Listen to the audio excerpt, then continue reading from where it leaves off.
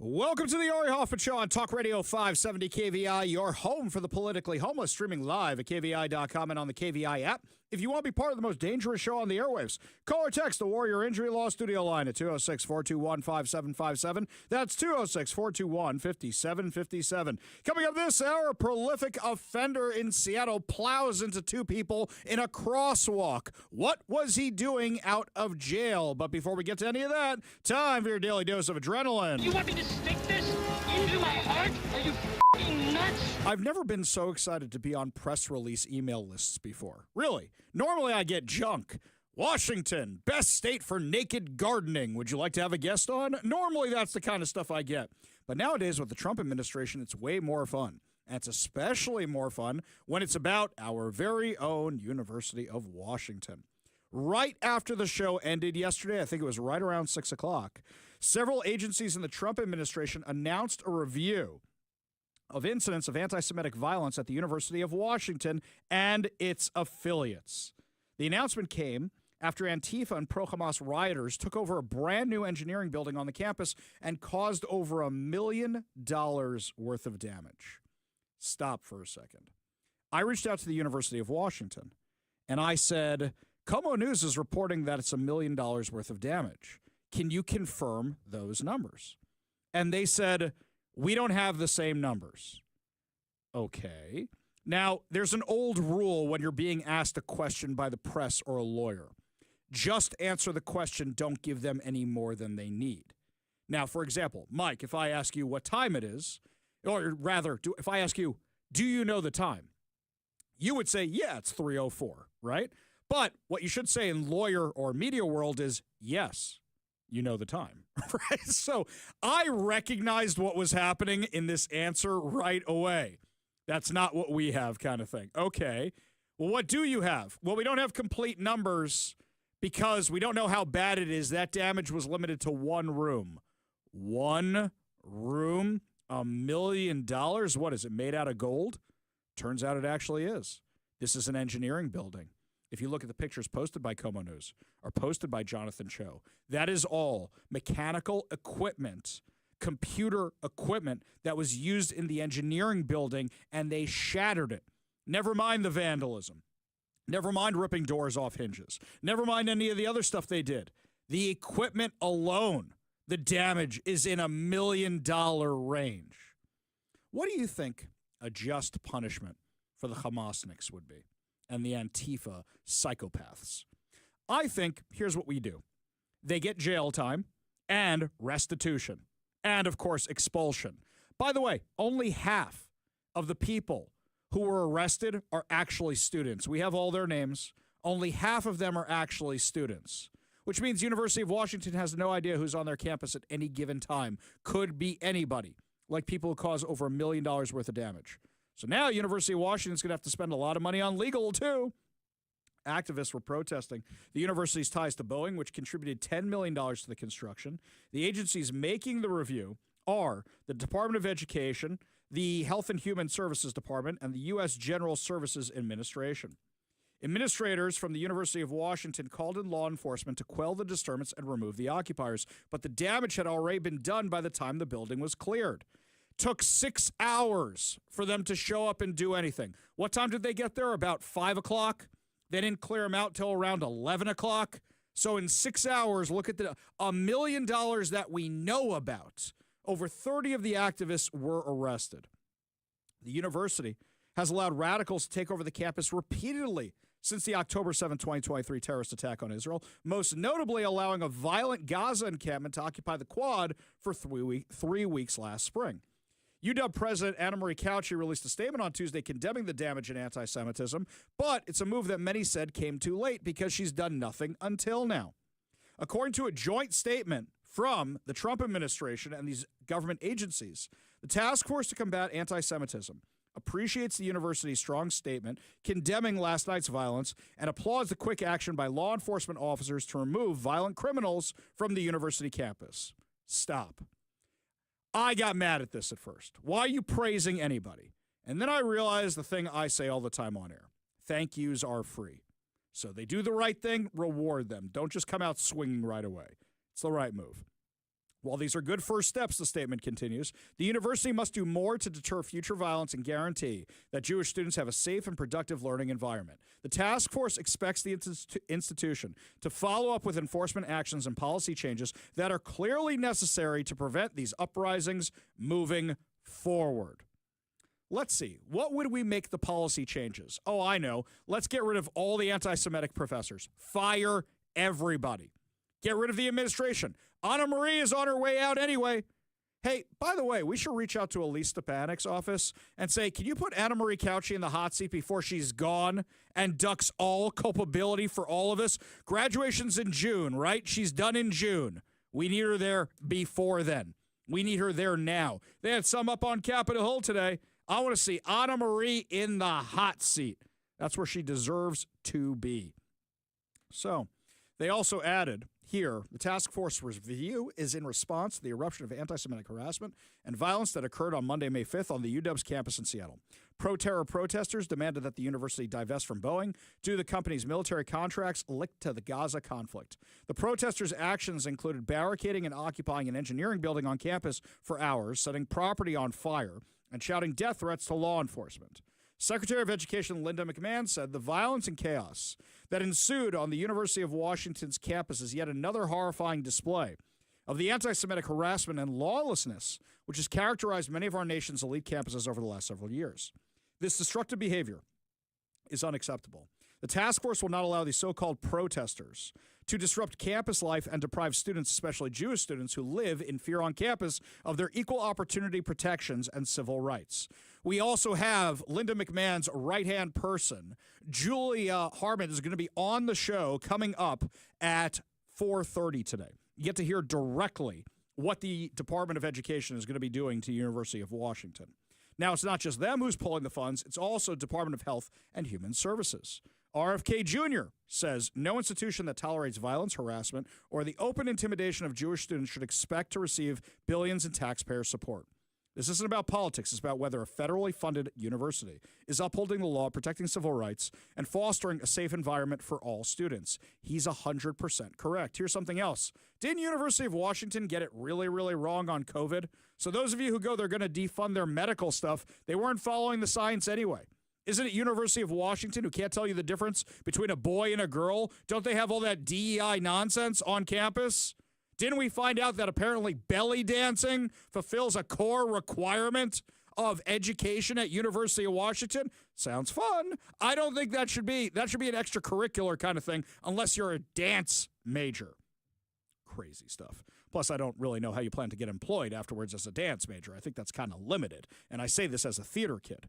GSA Federal Acquisition Service Commissioner and Task Force member Josh Gruenbaum said the despicable events that occurred at the University of Washington are another disturbing example of how institutions are failing to protect their communities from radical and dangerous harassment. We are thankful to local law enforcement for responding. That doesn't absolve the university for allowing the ground to grow fertile for anti-Semitism. The task force has a clear mandate to ensure institutions that receive federal funds are fully complying with civil rights laws. We will use every tool available to fulfill this mandate. I actually think Josh Gruenbaum's statement is the best one. Why? Because this never would have happened if they hadn't allowed this to continue. Do you see this stuff happening at universities in Florida? When I was in Florida in March, I actually spoke to some friends, kids who go to university. And I said, so what's the anti-Semitism like on campus? And they said, non-existent.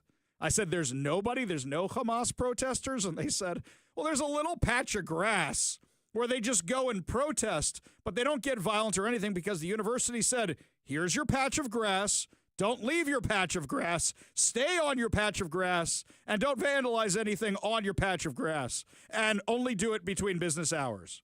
And that's what they do. So we just walk by, point at them, and laugh. That's what it should be. You're not denying anybody's free speech rights, but you can't shut down the campus. Right now, as we speak, at Columbia University in New York, by the way, the only people who are happy about what they're seeing at Columbia University in New York are the Hamasniks and all the administration at UW, because they're saying, oh, thank God, they're not talking about us anymore. What's happening at Columbia? It's finals week at Columbia. All the kids are in that big, beautiful library they have there, learning, studying, cramming for their finals, and an army of Hamasniks comes in to protest. Well, Columbia, one, shouldn't have let them in, but they kind of all pushed past the security guards that are there. But now they're doing something very entertaining. They are blockading the doors, not allowing the protesters to leave until they produce ID. And the protesters are losing their minds, absolutely losing it, because they cover their faces so they don't get identified. Cowards. It's a little ridiculous to me that we have to be begging for federal intervention here. We've been begging for 4 months now. As a conservative, this hurts my heart. As we say in Judaism, it hurts my neshama, hurts my soul that I'm asking the feds to come intervene here in Washington. But the problem is we have cowards running Washington State, absolute cowards. There are a couple of exceptions. Senator John Brown put out a very, very, very strong statement immediately in response to what happened at the University of Washington. Other Republicans spoke out very, very publicly about this. We still, 48 hours later almost, have not heard anything from Bob Ferguson. Not one damn word. Coward. Nick Brown puts out this weak statement, doesn't even mention anti-Semitism, trying not to piss off the left, then deleted it. His office claims it's because of a typo. I'm assuming it's more likely because he got ratioed so hard he wanted to try again. He got ratioed harder when he reposted the thing. Coward. Cowards, cowards, cowards. Where's Lori Jenkins in all this? Where's Jamie Peterson? Oh, he's busy talking about, boys can be girls and who's diddling who and all, who can get abortions and who doesn't get parental rights anymore. That's Jamie Peterson. A little too busy with all that. Not a single Democrat has said anything real on this at all, except for Mary Leavitt. Give kudos to Mary Leavitt. She is the only Democrat in Washington State to say anything at all. We have a state of cowards. Either they are cowards or they're complicit. Which one do you think it is? Or it could be both, by the way. They either support the activists, which I think is very likely because we've gone into detail how Bob Ferguson and Nick Brown's donors are from CARE, the Council on American Islamic Relations, which is a branch of Hamas, or they're afraid of their own activists, their own army. Bob Ferguson was silent, absolutely silent during the Gaza encampment. Bruce Harrell, absolutely silent. And here we go again at University of Washington. The only thing that anybody knows about Bruce Harrell is that he played football at the University of Washington. And he won't say anything about this, you cowards. So, of course, Antifa tries again. Last night, you had Riley Gaines speaking at the University of Washington, along with Olivia Krolchek, friend of the show for Turning Point USA. Let's not forget, her event got shut down 3 months ago by these lunatics. So what happens? Riley Gaines comes with her. They come back to campus. They have their speech, and Antifa shows up outside. Young Zach was actually out there looking at what these lunatics were up to. Now, some of them are just frustrated theater kids. They have their little songs that they're singing.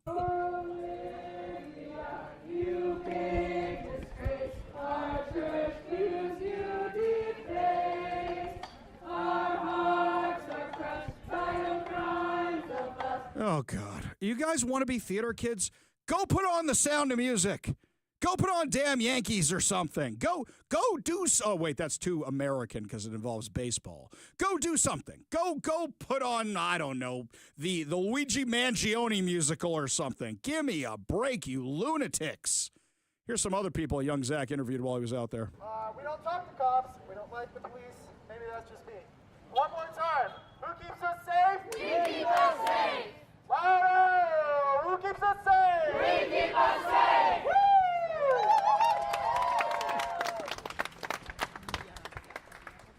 No cops on campus! No cops on campus. No ice on campus! No ice on campus. No train quotes on campus! No train quotes on campus. No Riley on campus!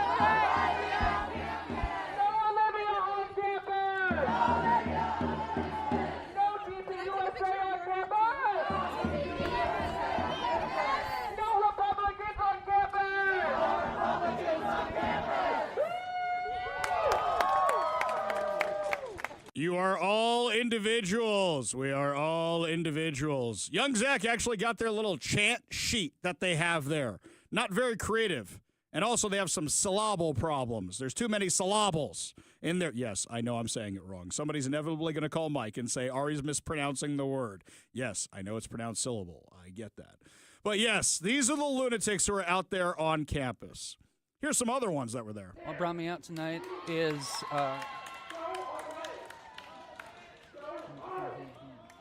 being on the side of humanity,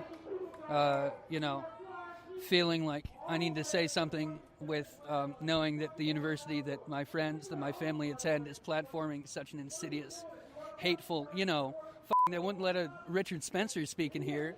Transphobia is the same thing. It's just pernicious, just as dangerous as outright avowed racism or anything else. And it's for some reason, no, it's the trans thing. The university would never, ever let a avowed anti-Semite speak, never, ever let an avowed Nazi speak. Why would they let an avowed extreme transphobic bigot where transphobia is the entire thing that is all they're talking about? You literally let a whole bunch of anti-Semites and Nazis destroy the engineering building, so they do let them on campus. In fact, they let them have the run of the campus for the last 18 months. 18 months. Now, Antifa apparently has a media spokesperson, so young Zach got to talk to their media spokesperson yesterday. Hi, I'm Kay with Students for Democratic Society. And so is your organization the one behind this organization here this evening? Yeah, we weren't the only ones who kind of helped put this on. There are lots of other organizations that are joining together with us. That includes the wonderful dancers who are out today. That includes Knockout Initiative, SARPer. That includes lots of other groups that are out here and just helping out and kind of being a part of this big community event. It's been really nice. Let's say you were on stage right now speaking to that crowd. What would you say to them? Get out of here? I don't know. Just something like, why are you here? If you could use it as a teaching moment, if you had a captive audience. Stop hating on vulnerable people just for the sake of it. Understand that this is a safe haven for vulnerable groups of minorities and like LGBTQ people, and try to understand that what you're doing is bullying people and really just like choosing a vulnerable minority and trying to leverage your power over them, and that's not okay, and we are going to be out here to resist you. A vulnerable minority and trying to leverage your power over them. You mean like targeting Jews on campus, targeting Christians on campus, targeting white people on campus, targeting anybody who disagrees with you on campus, targeting Republicans on campus, or just targeting machines in a room that cost millions of dollars, you lunatics. Now, these are the ones we make fun of, the ones that Zach spoke to. These are the ones we mock. But at the same time, during the same event, some of these Antifa wackadoodles threw bags of feces at people. We're following old people home who just came to a speech, attacked our friend Katie Daviscourt, and our friend Cam Higbee had to help her get away from them. They are violent, they are dangerous, and they're allowed to have the run of the state. Why? Because Anna Marie Cauchi is a coward. Why? Because Nick Brown is a coward. Why? Because Bob Ferguson is a coward. Because Bruce Harrell is a coward. Because Lori Jenkins is a coward. Because our Senator Peterson is a weirdo. That's why. We don't have leadership in this state. We have an army of cowards or complicit. What do you think it is?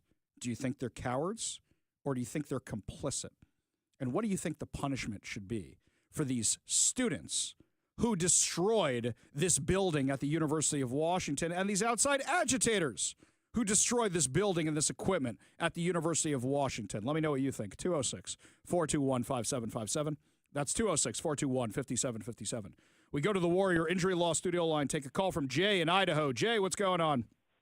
Hey, how's it going, Ari? So I think that you have so many questions that you asked, so I'm trying to catch up with them. But first, they probably need to observe the Rocky Horror Picture Show, put that play on it. We're celebrating 50 years since that started. So you want them to do the time warp again? Sure, why not? Everybody can wear high heels and everybody should be happy. So there you go. I don't know. Okay. But the thing that drives me crazy is that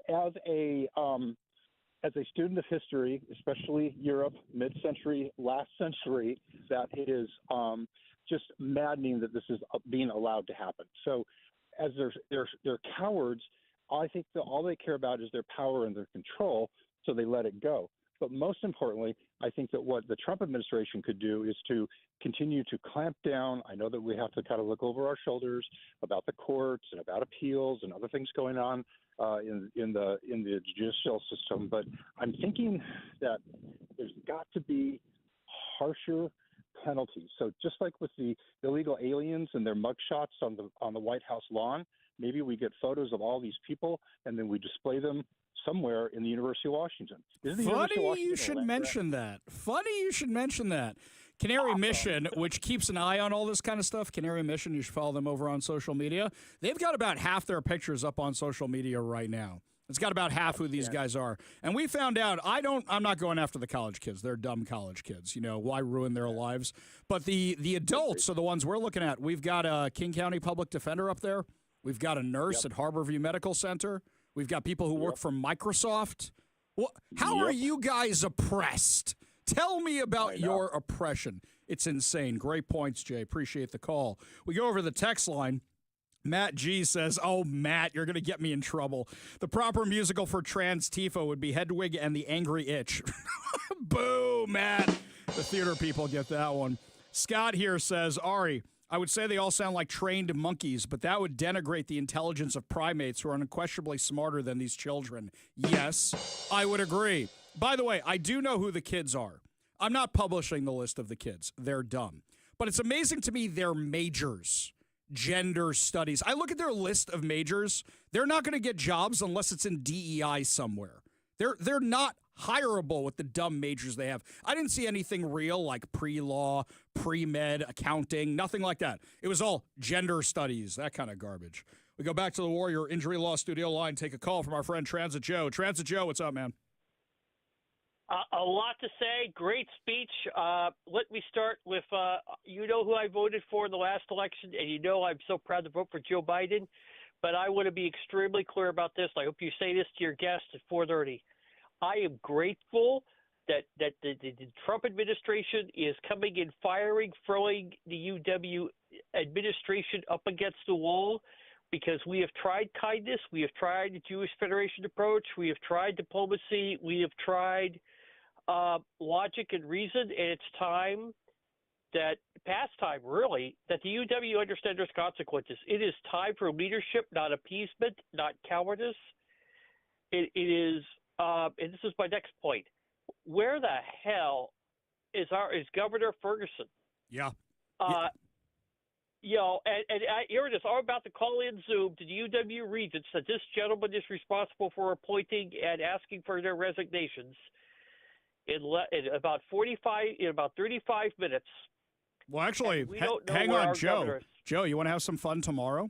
Tomorrow, there's a meeting of Bob Ferguson's Hate Crimes Task Force. You think they're going to discuss this? Or you think it's just going to be Trump, Trump, Trump, Trump, Trump, Trump, Trumpity Trump, Ari Hoffman, conservative Republicans? What do you think it's going to be at that meeting tomorrow?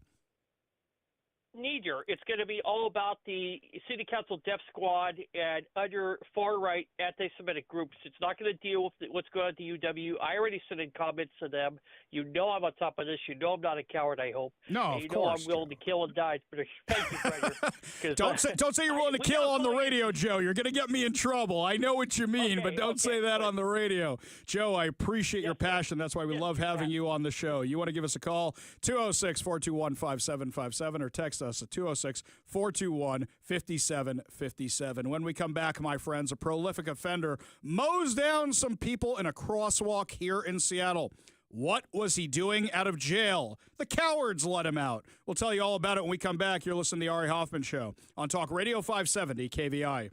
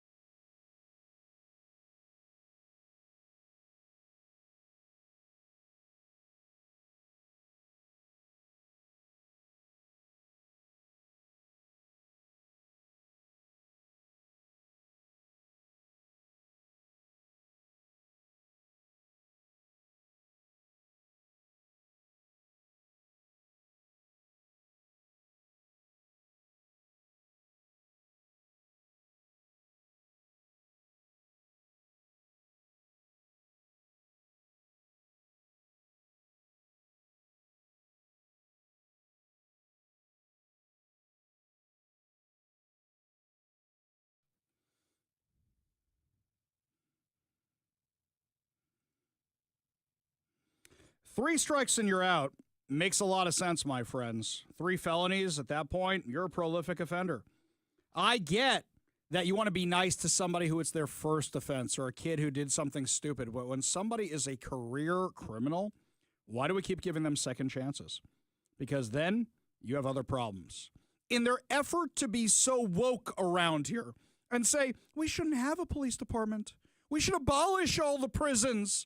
It's just inhumane. People die because you're not keeping the most dangerous people away from the vulnerable people in our society. A man who prosecutors describe as a prolific offender is now charged with running down a Seattle couple in a crosswalk when he ran a red light on his motorcycle last month. You've all seen the video. It's gone viral many times by now. Tyler Shane O'Brien, 43 of Seattle, was charged with vehicular homicide, felony hit and run, and vehicular assault for the April 18th crash that killed a 57-year-old woman and critically injured her husband. According to court documents, O'Brien had a suspended license and was under the supervision of the Washington Department of Corrections at the time of the deadly hit and run. According to investigators, O'Brien was on his motorcycle when he arrived at the intersection of Martin Luther King Jr. Way South and South Alaska Street, waiting for cross traffic to clear, and then ran through the red light. I take this intersection all the time. I know exactly where this is. It's right near my house, and it's right near a light rail station. Now, mind you, it's still Seattle. It's not Midtown Manhattan. There's barely ever anybody in those crosswalks, but during rush hour, you got to watch out. And this guy didn't even care. This woman and her husband were on the crosswalk at the other side of the intersection when O'Brien directly barreled into both of them, knocking them violently to the ground. O'Brien then rode away on the motorcycle, leaving the couple in the street. And though she initially survived her injuries, she died in the hospital a few days later. Seattle police put out a notice asking for tips about the identity of the motorcycle rider.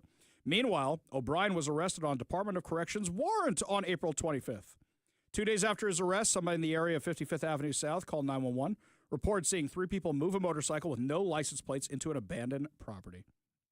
Police obtained a search warrant for the property, found the damaged motorcycle, which was registered to O'Brien. Investigators then learned O'Brien's location was being tracked by another law enforcement agency on the day of the collision. When the police report doesn't say when law enforcement agency was tracking O'Brien's location or why, the phone data shows him in the same place and time as the collision, according to charging documents. I have a question for law enforcement.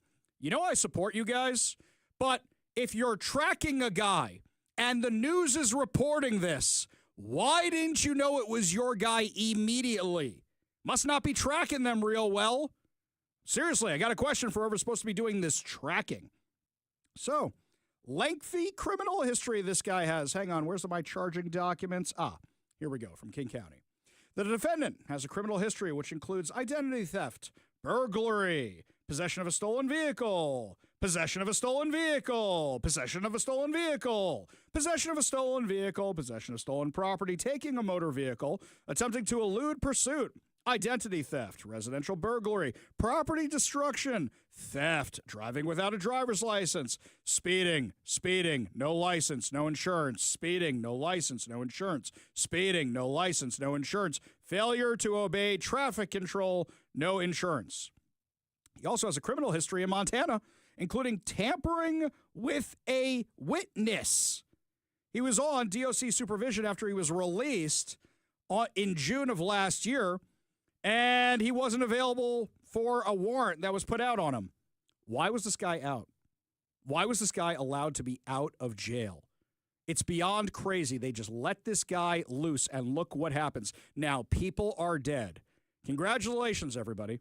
In your pursuit of the wokeness, you now have a dead woman that is, she would be alive right now. She would be alive right now if not for this nonsense. It's insane, guys. Absolutely insane. Looking at the KVI text line, here's one from Scott in Polsbo. Wow, I just found myself in agreement with Transit Joe. That's good. Very good, Scott. Very good. This one here from William, he says, definitely that the leaders of Washington, the Democrats of Washington, are complicit, care-fueled, meaning the Council for American Islamic Relations, talking about Bob Ferguson. Yep, exactly. It seems like everybody here thinks they're complicit and cowards. It looks like everybody chose all of the above regarding our last segment about the people in charge of our state who are doing absolutely nothing about the Hamasniks and the Antifa lunatics that are protesting at every event they could possibly think of. Lots more to discuss as the show continues. What's going on with the economy?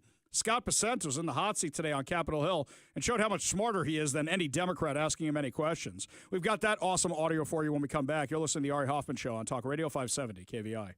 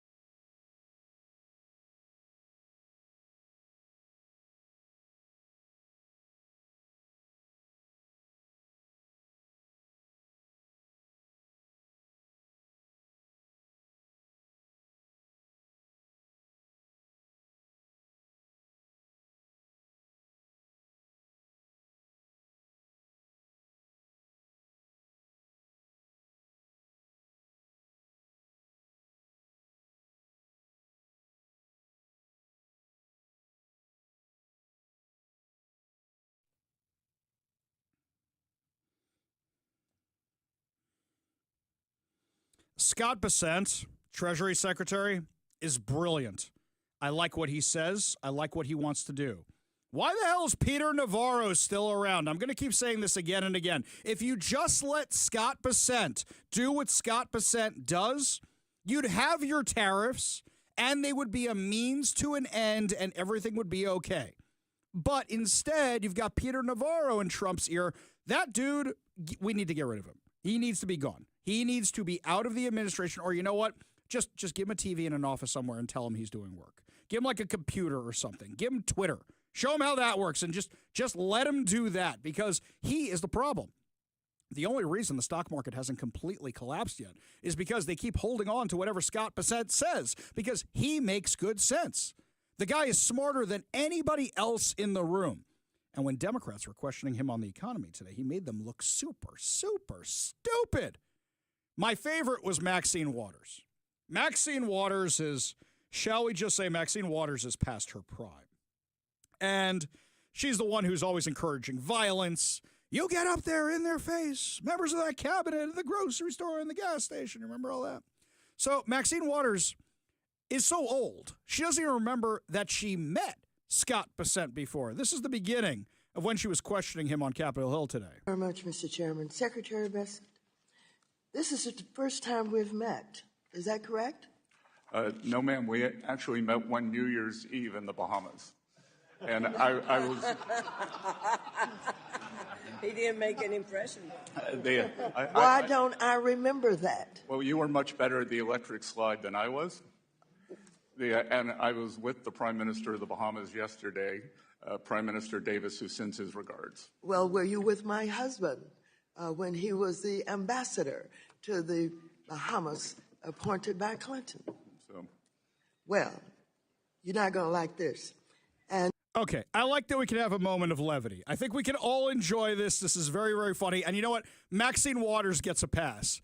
If it's New Year's Eve, I will assume there's a good reason why you don't remember meeting Scott Bessent. And also, Scott Bessent, he doesn't really stand out in a crowd, I would say. Brilliant guy. Doesn't really stand out. I mean, very, very tall. Very, very silver hair. You know, when I was walking around Washington, D.C. last week, there's a lot of very, very tall white people walking around. So I get it. I understand. But at the same time, what she says after that reveals how she is just completely outclassed by him. Do you know the level, type, or nature of the clearances and security training required for individuals to access the information held in the computers of Treasury, IRS, or CFPB? Yes, I do, and I think we would have a disagreement over the definition of the word unfettered. Mr. Secretary, did all the individuals working with DOGE who were given access to Treasury's and CFPB's computer databases receive all of the required clearances and security training before they were granted access? Again, they were granted read-only access at Treasury. There were two. So let me just say, DOGE employees. Please, you can't filibuster here. This is not the filibuster playground. And so what you did was you let these strangers into our Treasury with access to all of the data, all of the personnel information, and you just opened the door. Why'd you do that? No, ma'am. They were Treasury employees. Oh, are you saying today in front of this committee that all of them were Treasury employees, that the 25-year-old who's being identified, who worked for Elon Musk, was allowed into the Treasury? Was that person there? He was a Treasury employee, as was Tom Krause, the senior person on the DOGE team. There were only two people. There were DOGE employees also. Sorry? Do you know, were you aware that there were DOGE employees coming into our Treasury getting all of our personal information? Well, ma'am, there is no such thing as a DOGE employee. There were Treasury employees. I tend to disagree with you based on the information I have. So do you understand what just happened there? DOGE asked people from the Treasury to help them, and they were the ones accessing the records, because DOGE doesn't really exist, right? DOGE is a task force, for lack of anything else. It's not a real department. So they get people from this agency and that agency. They want help from these agencies. So they were Treasury employees who had all the necessary training Scott Bessent just destroyed the narrative that Maxine Waters and the Democrats have that Big Balls, whatever his alias is, that guy, was the one just looking through it. No, it turns out it was actual Treasury employees who were working with Doge to get the information. We go to the Warrior Injury Law studio line, take a call from Dan and Graham. Dan, what's going on? These guys that are protesting at at Washington University, I think they're more terrorists than anything else. Yeah. They should decide that away. Somebody actually said to me yesterday when I posted domestic terrorists, they said, stop using the word domestic. They're advocating for a foreign terrorist organization. They're not domestic terrorists.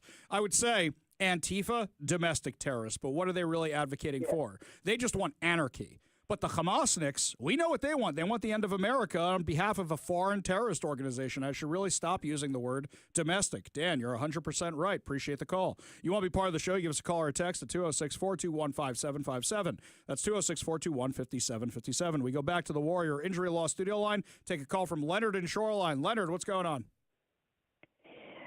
Nothing much here. You know that, you talked about Mr. O'Brien being a prolific offender. Yeah. Why he killed that. I think I know the reason why he was let out like that.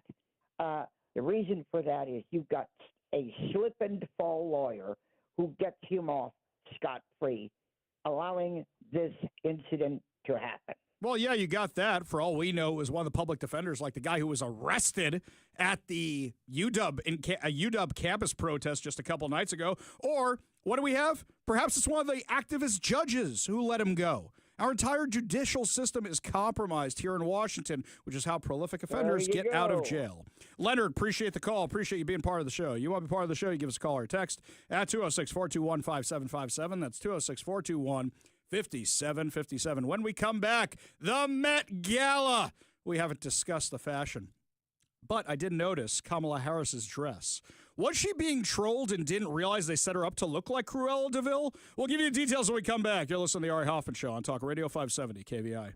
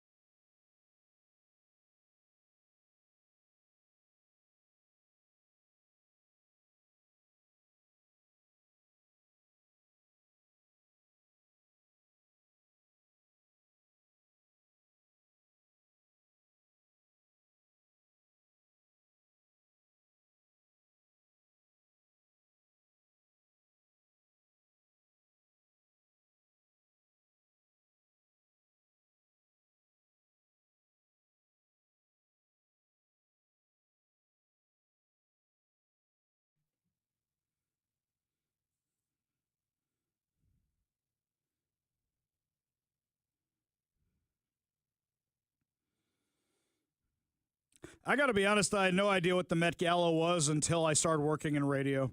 Not something I followed. I'm not into fashion. I'm not into the Hunger Games, so I don't follow the Capitol going-ons. And now that I found out what it is, I mean, the Met's a good cause and all, but the amount of money they need to raise and the way they do it with this ridiculous fashion stuff that they call art, some dude is walking around with a piano on his back. A literal piano on his back. Maybe I just don't understand fashion. Clearly, look how I dress. You can watch me every single day on the live stream over at Facebook, Rumble, YouTube, and of course over on X. I don't have fashion sense, but at the same time, wearing a piano on your back is not fashion. Wearing a house on your head is not fashion. Now, Kamala Harris had a very lovely gown. The funny thing about the Met Gala, the theme was supposed to be for Kamala Harris getting elected president, and then she didn't. So they announced it back in October, I think, so they really thought she was going to be president, which shows you how much these people know about politics. So Kamala Harris is wearing a dress that even I noticed looks like Cruella de Vil from 101 Dalmatians. I haven't watched 101 Dalmatians probably since I was 5 or 6. You know, there's movies you like as a kid and movies you go, all right, it was fine. No different than today. 101 Dalmatians was not one of my repeat movies. My repeat movies, Empire Strikes Back. Die Hard, yes, even at a young age. Empire Strikes Back, Return of the Jedi. Things of that nature, not 101 Dalmatians. I did like The Sword in the Stone. I did like the King Arthur stuff. But my wife actually pointed out to me it's more Cruella de Vil than we realize. Aside from the black and white, this guy even put her with the green earrings and green ring. That's something I kind of didn't notice from my childhood, but yeah, it's there right there in the cartoon. But something else interesting about who designed her. This is a guy named I.B. Kamara. He's the editor of a far-left outlet called Dazed. Interesting that he diversifies. He does fashion and he does journalism, I guess. Now, comments on his post about the dress are filled with Hamasniks asking why he dressed a genocider. Did he do it intentionally to embarrass her? Or did he think it would be cute to give her the Cruella de Vil thing? Because don't forget, the lefties hate Joe Biden, hate Kamala Harris. They think they're complicit with Israel. Yeah, we have very different definitions of that, then. His outlet takes on every far-left cause. Did Kamala pick him because she likes his outfits? Or because she likes his politics? Did he troll her? Or did he not see the comparisons? And this isn't a guy, I think, who grew up in the United States, so maybe he didn't grow up watching 101 Dalmatians. Remember that the wannabe repeat presidential candidate and former VP who pretended to go mainstream and centrist for the election cycle chose a radical leftist UK magazine Dazed's editor-in-chief as her designer for the Met Gala. She was always the candidate of the radical left on every single issue and always will be, no matter how much she tries to moderate herself. Good luck, California, if she actually decides to run for governor. She'll pretend to be moderate because California is moving more to the right, but at the end of the day, she is a far-left radical who also probably didn't realize she was also getting trolled at the same time. What, did you not have a childhood? Did you not watch 101 Dalmatians? Did you not recognize this? Every woman who ever watched that movie recognized it right away. Oh, Kamala Harris, right over her head. Lots more to discuss as the show continues. Bob Ferguson's going to sign that rent control bill, which is going to get rid of a lot of housing options here. We'll tell you what's going on when we come back. You're listening to the Ari Hoffman Show on Talk Radio 570 KVI.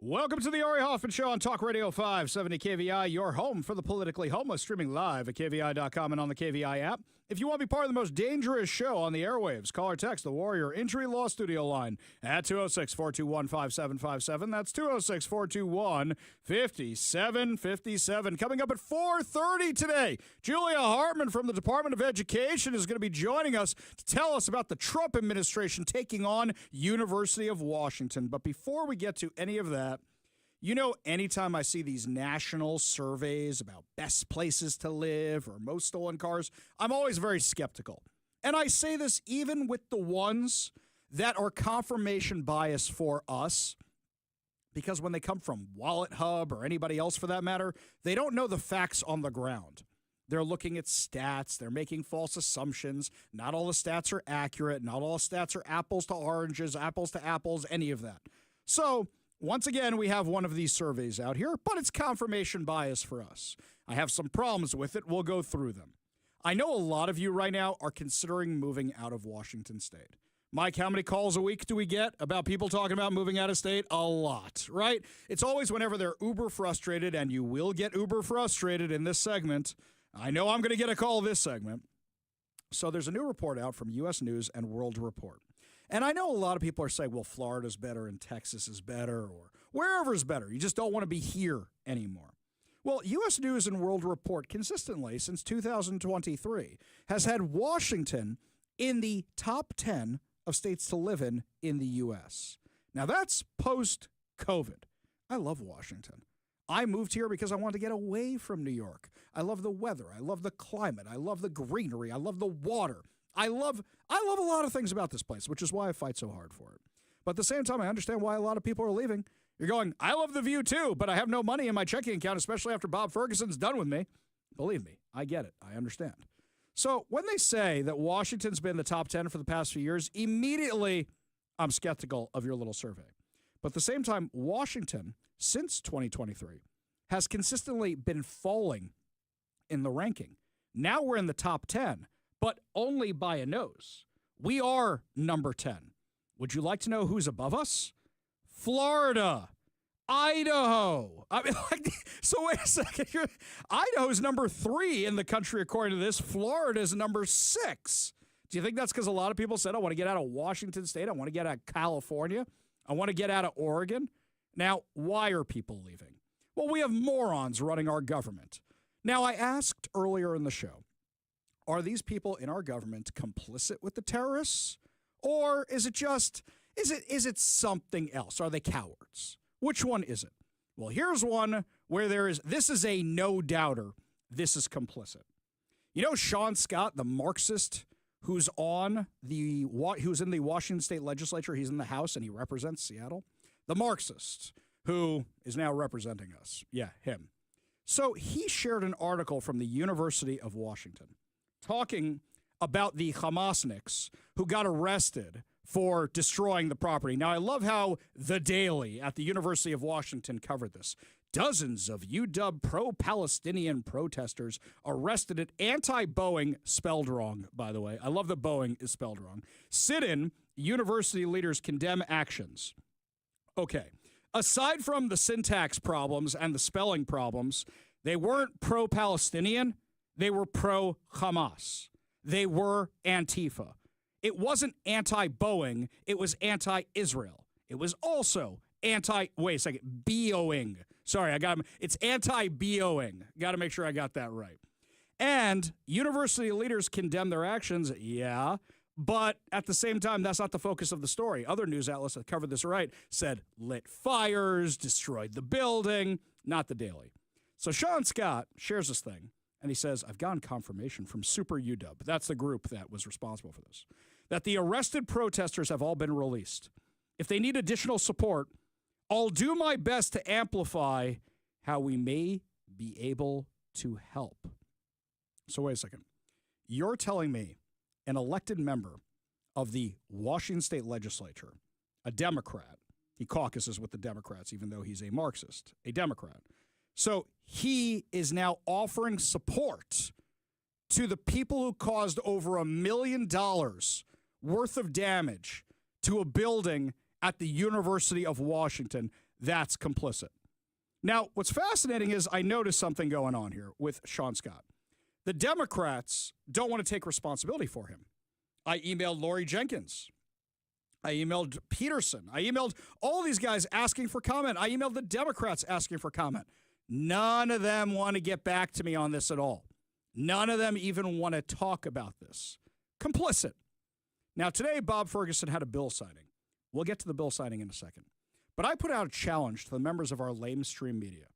I said, I put this up on X, is there just one Washington reporter with the courage to ask Bob Ferguson during his bill signing today why he hasn't condemned the anti-Semitic violence at the University of Washington? I would have happily been part of that press conference, except they don't send me press announcements, and they don't tell us about press announcements. They don't send us press releases, and they never answer our requests for comment. We are completely blacklisted at the governor's office, as are many other people in the conservative media. We reach out all the time. They never get back to us, even on the most minute details. Now, I didn't see the press conference today, but I'm going to assume that not a single one of them asked him about this, or there were no reporters in the room, and they just did a press feed, because Bob Ferguson does not want to discuss what happened at the University of Washington. He doesn't want to discuss all the damage, because the people who are supporting this nonsense are the ones who put him into office. Far-left activists, members of the Council of American Islamic Relations, which is a branch of Hamas in the U.S. So he doesn't want to tick off his base. Let's not forget, even when the Seattle Times asked him about this, he completely botched it during his endorsement meeting. He completely botched the answer. He rambled on a word salad that would have made Kamala Harris envious of it. Well, what did he do today, Bob Ferguson? Bob Ferguson has previously pledged that he was going to create all these affordable housing units. He's not going to be able to keep that promise, because today he signed rent control. Let's go through what rent control does for a second. It makes less housing units, and it makes them more expensive. Here's what we know from every single city that has tried rent control. Number one, there are always people who defraud rent control. I know people defrauding rent control right now. I know them in New York who are doing this right now. Grandma's been dead for like 20 years, and they're still living in Grandma's apartment. That's the longest played joke in Friends. Grandma dies in season 1. They're still living in her rent-controlled apartment by season 10, and they admit it in the last episode. That's the longest-running joke of the entire show. And the fact that the guys move in, the girls move in, Ross and Rachel move in, no, Monica and Chandler move in. Nobody cares. The grandma's been dead. The grandma's dead, and as long as the family's keeping it in the family, it's fine. Landlord was probably thrilled to get rid of them and their shenanigans and be able to charge more rent. That's a beautiful apartment. You don't get apartments like that in Manhattan. So, with regards to rent control, it only makes things more expensive. Why? So they want to put a 7% cap on rent here. Well, what that means is that every single landlord is going to do the following. Let's say inflation that year is only 2% or 3%. They're going to jack it up to 7% increases every time there's an increase. Do you know why? Because they're worried about having to save the money for when inflation outpaces the rent increases, for when the utility bills go up and outpace the rent increases. They're going to jack it up every single time.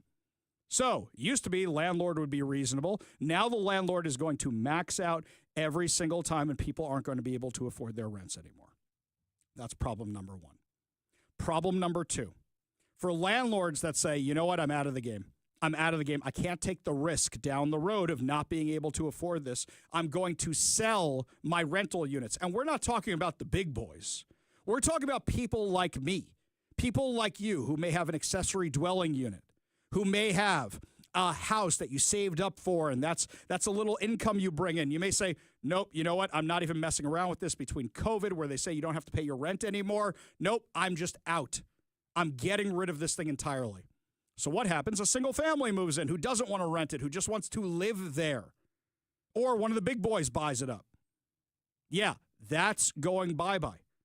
Also, which developers are going to want to build rental units? They won't.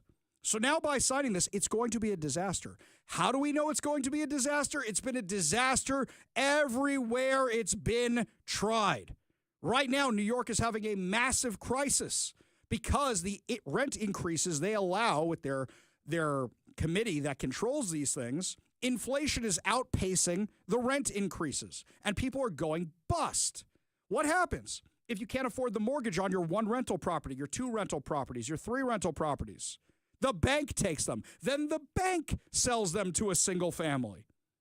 Bob Ferguson pledged he was going to have, what was it, 100,000, 400,000? Who cares what the number was? It's not going to happen anyway. It's not going to happen. He's not even going to come close. But he did this as a nod to the far left progressives who go, we want rent control. They don't want rent control. You know what they want? They don't want to pay rent. That's why during COVID, Jay Inslee did what he did. It was you don't have to pay rent. Do you remember that guy who ran for Seattle City Council? He ran for Seattle City Council, and he was working for one of the council members at the time. So he was gainfully employed. He was getting a good salary and didn't have to show up to work. And this guy didn't pay his rent just because he didn't have to. And then he bailed and left. That was what was going on during COVID. Nobody's going to want to be a landlord here in Washington. I speak from my own experience. My family has holdings here in Washington. They do real estate. I'm invested in a few of them. We have been selling all of our Washington assets because we don't want to do business here anymore because it is a very anti-business environment. So if my family sells one or two or three assets because we only have 4 or 5 or 6 assets, imagine what the big boys are doing. Imagine what people who have 10 assets are doing. Everybody's getting out. Bob Ferguson signed this stupidity, and now he's not going to be able to keep this campaign promise because of his own stupidity. His own stupidity. And I think Bob Ferguson's a smart guy. I don't like what he does, but he's clearly a smart guy. So what is he doing? This is a nod to the far left progressives. Don't give me a lefty challenger.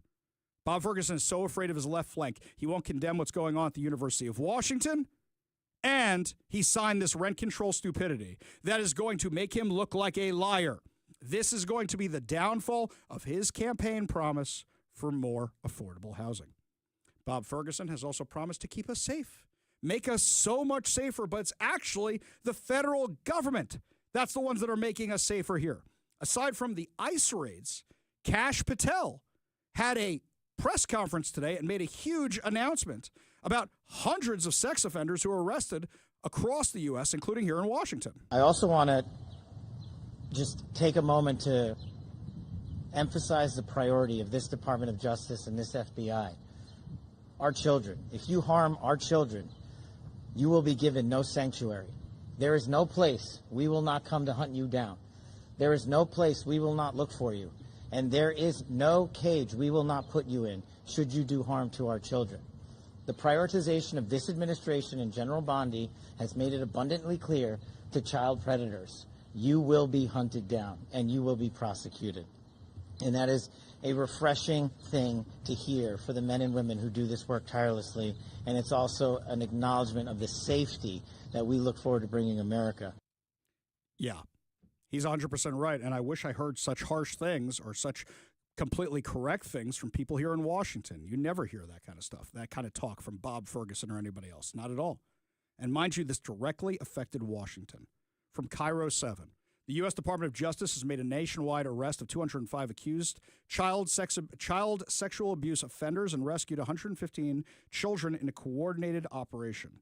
In the Western District of Washington, several federal cases move forward with criminal charges, pleas, and or sentencing of those who target minors. FBI Seattle's Violent Crimes Against Children Squad and our partners are hard at work, not only during Child Abuse Prevention Month in April, but also throughout the year, said W. Mike Harrington, special agent in charge of the FBI field office. We are arresting predators, recovering children, and assisting victims through the support of our victims specialists. Just this fiscal year in Seattle Division, we have arrested 122 subjects and identified or located 59 children. Wonder how many of these guys are teachers. Let's find out. So here's the ones from Washington. Convicted sex offender Mitchell Francis Dufault, 36, was sentenced on April 7th to 10 years in prison, lifetime of supervised release. He distributed images of child sexual abuse via internet platform and communicated with young people about sexually explicit conduct. He has a prior conviction for child molestation, but he was released.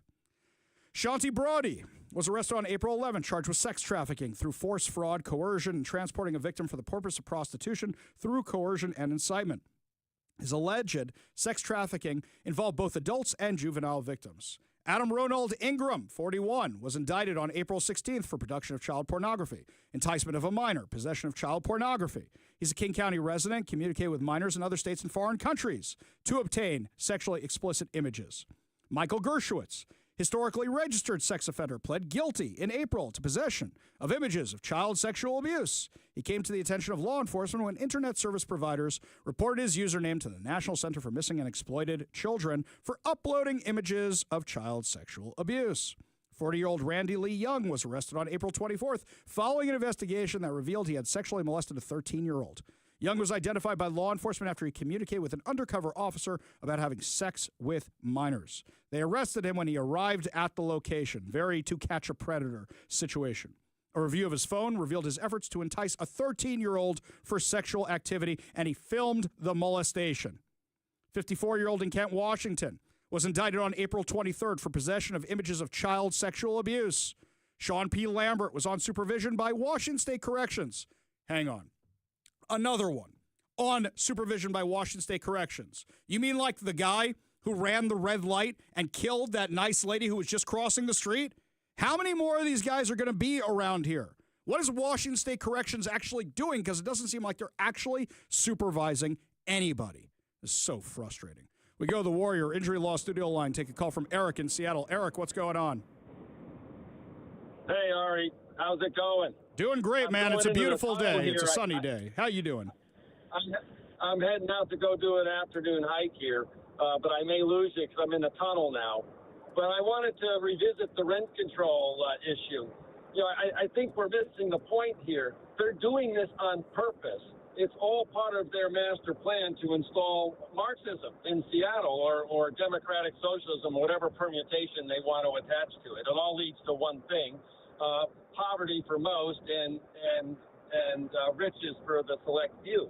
And that's where they're trying to march this towards, because that means more centralized control back to the same government that's been in one way or another in power here for 50-odd years.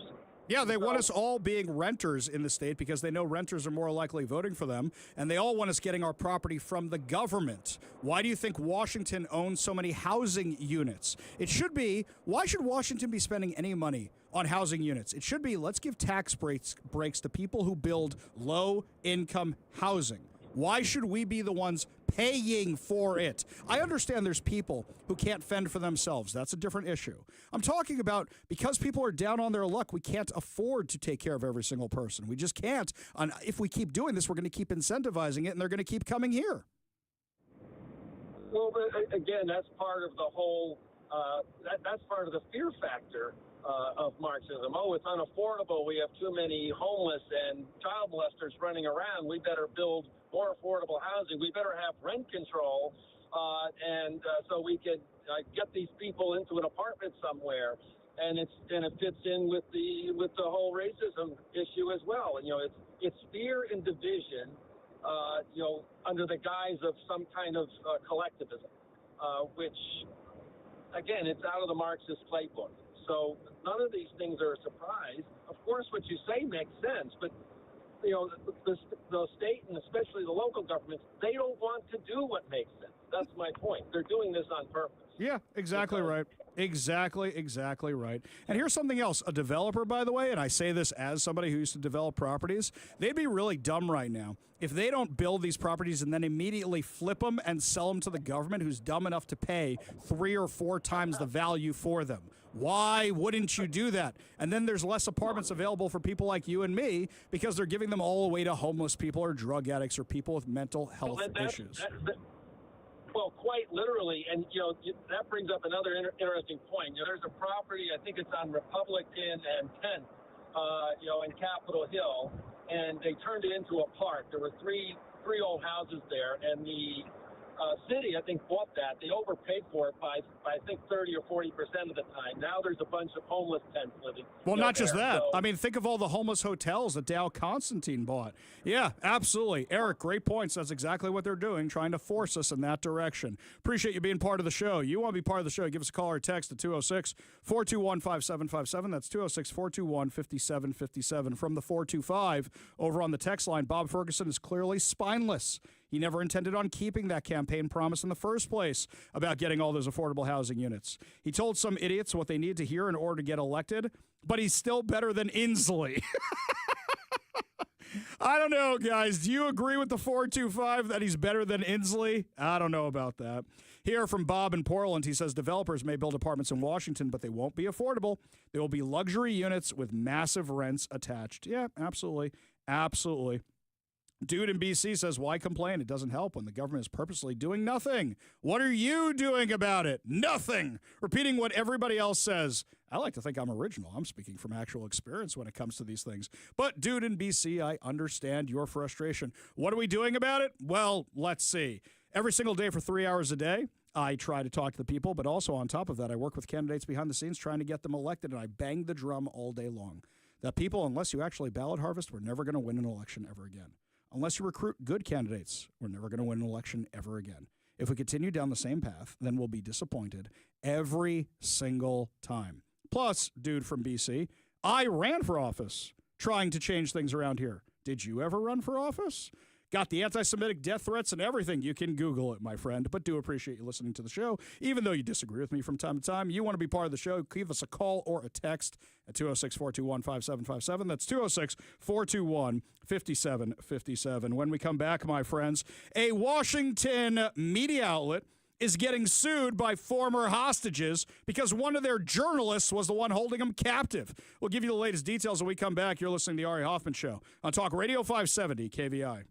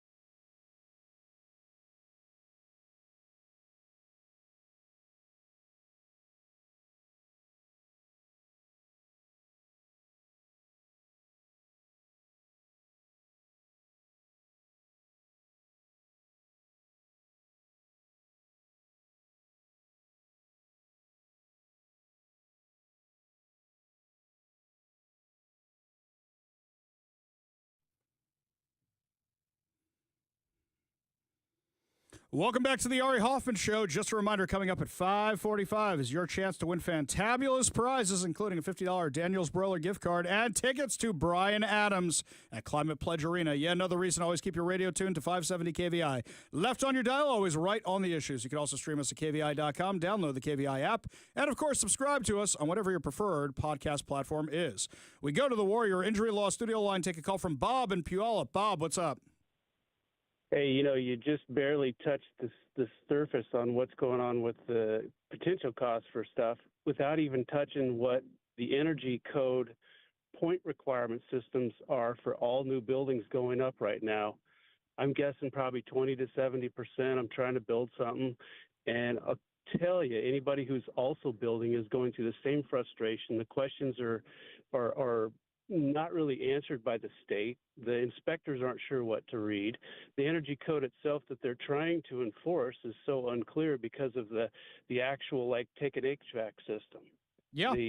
I mean, the energy code does. Well, hang on a second. Before you even get to that, just forget about building something from scratch. If you want to install air conditioning on your house, the ridiculous restrictions they have on putting a unit on your house is so out of control. And by the way, that's why I love my friends over at Always Heating and Air Conditioning. They just hooked me up with a new unit on my house. We're able to do it in Seattle, where most other companies can't even operate in Seattle. It's so insane. And then what I love is also when you ask questions detailed, like kilowatt hours or kilowatt power. I mean, they've got these hot water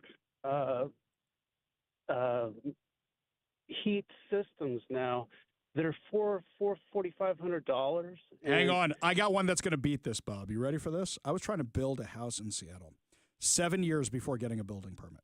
7 years. And then they talk about the lack of housing and why aren't we building more. 7 years to get a permit. Just think about that for a second. People don't understand how insane our code is. It doesn't surprise me when I look at the new heat pump hot water heaters that I mentioned are $4,000 to $5,000. Mm-hmm. They burn 1,000 to 3,000 kilowatts per year anticipated.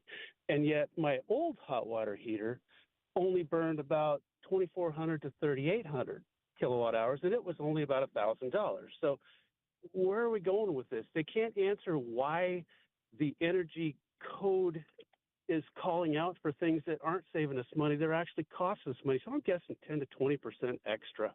Yeah, exactly. It's probably more than that when you factor everything in. But, yeah, that's an added cost as well. Bob, great points. Appreciate you giving us a call to give them to us. You want to be part of the show, give us a call or a text at 206-421-5757. That's 206-421-5757. Switching gears for a minute, CNN does not deserve Scott Jennings. If you don't know who Scott Jennings is, he's the one whose clips always go viral because he's the one sane person over at CNN. So he posts this today, one of the biggest Biden embarrassments. The half-baked Gaza aid pier, $230 million, 20 days in use. And now we find out it injured over 60 U.S. soldiers. One soldier died, all to placate terrorists and their sympathizers in the Democrat Party. Insane scandal. And this is according to Reuters. So what happened? Joe Biden says during his State of the Union that we're going to help out Israel, but instead we got to get aid to Hamas, not aid to the Palestinians because Hamas is stealing all the aid. So what happened? They built this ridiculous Gaza pier to circumvent Israel, which is letting aid in. That was a whole insane lie that Hamas was telling. And what happened? Hamas stole all the aid. But in addition to that, the pier washed away twice, injured over 60 soldiers, and even killed a soldier, just so Joe Biden could try and win Michigan. It's absolutely insane. Now, something else, by the way, here in Washington, bringing this back to home, there's an outlet called the Palestine Chronicle. We've discussed them a whole bunch of times. They had a journalist who is holding Israeli hostages in his apartment in Gaza. Well, there's been multiple attempts at this lawsuit against the Palestine Chronicle. They're a 501c3 here in Washington state whose taxes don't seem to be getting filed. So we don't know their finances. Clearly, they have a guy who's a member from Hamas. These guys were kidnapped on October 7th. He's holding the hostages in their apartment when the IDF comes to rescue them. This guy worked for Al Jazeera. He worked for the Palestine Chronicle. The head of the Palestine Chronicle goes around talking with the Hamasniks. Here, his daughter is one of the people organizing the college protest across the U.S. Well, what happened now is the lawsuit's allowed to go forward. And when a lawsuit's allowed to go forward, what's the first thing you get? Discovery. And when you get discovery, you get to find out everybody's dirty little secrets. I'm very excited that this lawsuit is going forward, and I hope we get to see all the dirty secrets of the Palestine Chronicle and who they're actually working for. We go to the Warrior Injury Law studio line, take a call from Jerry in Ellensburg. Jerry, what's up? Hey, you were talking about energy credits earlier, and I just built a house in Ellensburg, and we were going for our occupancy, so the inspector passed everything with flying colors, and then saw our on-demand propane water heater and would not give us energy credits for it, so they're actually making us put a regular water heater next to it to pass our occupancy, which will be heating 40 gallons of water instead of getting, our water heated as we want it. This is the most Washington State nonsense I've ever heard. This is like we had a youth building I was trying to build in Seattle years ago, and towards the end they go, "You don't have your drainage done right." I'm like, "What are you talking about? There's a sub pump and we redid all the drainage." They made us dig a moat around the property. No joke, a moat with a French drain. I was thinking to myself, maybe we should just get alligators, throw them in. The kids will enjoy it until one of them gets eaten. Jerry, appreciate the call, appreciate the perspective. You want to be part of the show? Give us a call or a text at 206-421-5757. When we come back, my friends, Julia Hartman from the Department of Education going to be joining us to tell us how the department is going after creepy Chris Rakedahl and also what they're doing at the University of Washington. You don't want to miss this one. Stay tuned. You're listening to the Ari Hoffman Show on Talk Radio 570 KVI.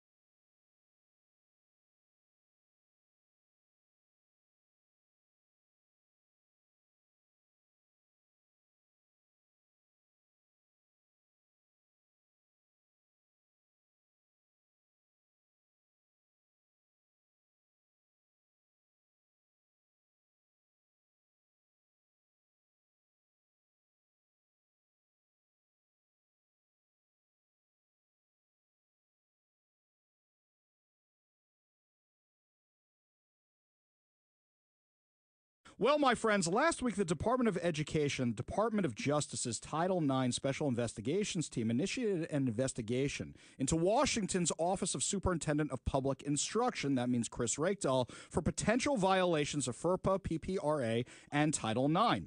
Now, we know this goes back to the La Center School District, where they ordered them to change their policies so that they would have to hide how a student identifies from the parents and other things from the parents or risk their state funding. Well, it looks like now the cavalry is riding to the rescue in the form of the Trump administration. Joining us now on the KVI studio line to discuss is Julie Hartman from the U.S. Department of Education. Thank you so much for being with us today. Ari, thank you so much for having me, and thank you for your attention to this issue. Such a pleasure. We've been asking for the Trump administration to come and help us out here in Washington. And as a conservative, that's really hurting me because asking for federal intervention goes against everything I stand for. But when one party controls the entire state, we're kind of screwed out here. So tell us what this case is really about.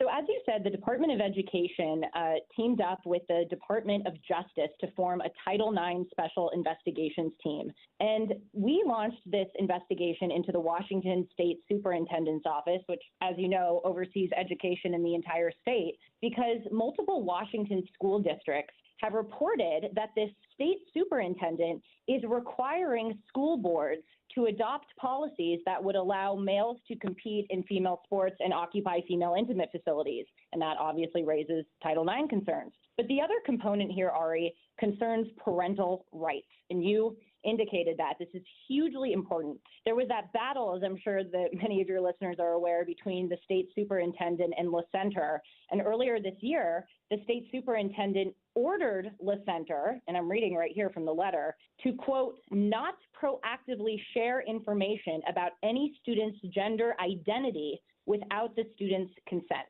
And so FERPA, which is the Family Educational Rights and Privacy Act, is a parental rights law which gives parents the right to inspect their child's school records. So the concern here is that by mandating that this school district may not share information about the student's gender identity, that information would not end up in the child's school records, and thus the parents would not be able to see them if they request to inspect it. And the bottom line here is that children do not belong to the government. Children belong to parents. And Secretary McMahon has been incredibly committed to protecting parental rights. She sent a letter actually to state superintendents reiterating their obligations under FERPA and PPRA.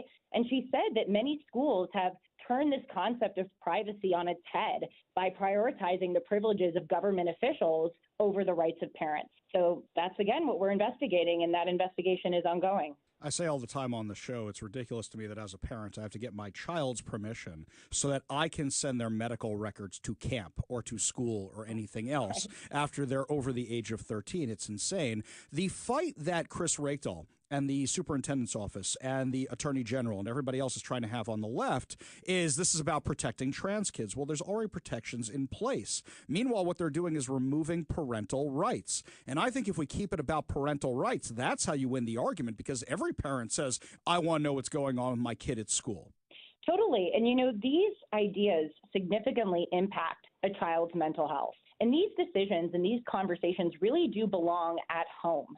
Parents should be the ones who are in charge of, again, this very important information pertaining to their child's well-being, not school personnel. And also, I want to call to your listeners' attention, there was this meeting in March that was hosted here at the Department of Education. Secretary McMahon welcomed several young detransitioners to her office. These are individuals who sought out surgeries and puberty blockers, et cetera, in order to facilitate a so-called gender transition. And I was there at the meeting, Ari, and they spoke so candidly to the secretary about the experiences that they underwent. And so many of them said that this was inculcated into them at their schools. They talked about teachers and school counselors who were pushing this agenda onto these students, oftentimes leaving those parents in the dark. So the bottom line here is that parents need to have the right to access this very important information. And you mentioned medical records. You know, there are a lot of places all around the country, a lot of states, which require parental permission for schools to administer Advil. So you need parental permission to administer Advil, but then at the same time, parents may not be notified if their child is changing their gender.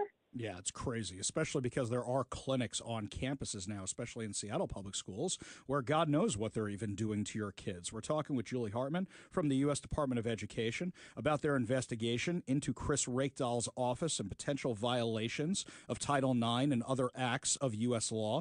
Now, I find it entertaining that the guy, Chris Rakedahl, who threatened funding of different school districts if they didn't conform with COVID, and is now threatening funding over this if they don't conform with this nonsense, is now, woe is me, the feds might take away my money, Donald Trump might take away my money. Don't you find that entertaining as well? Well, the responsibility here really is on this superintendent. And I also want to highlight for you and your listeners that this started back in 2022 when the superintendent of La Center issued this guidance to school personnel about pronouns. And he essentially said that teachers may not actively ask students for their pronouns. If a student wants to be called by a different pronoun, they can broach it with the teacher.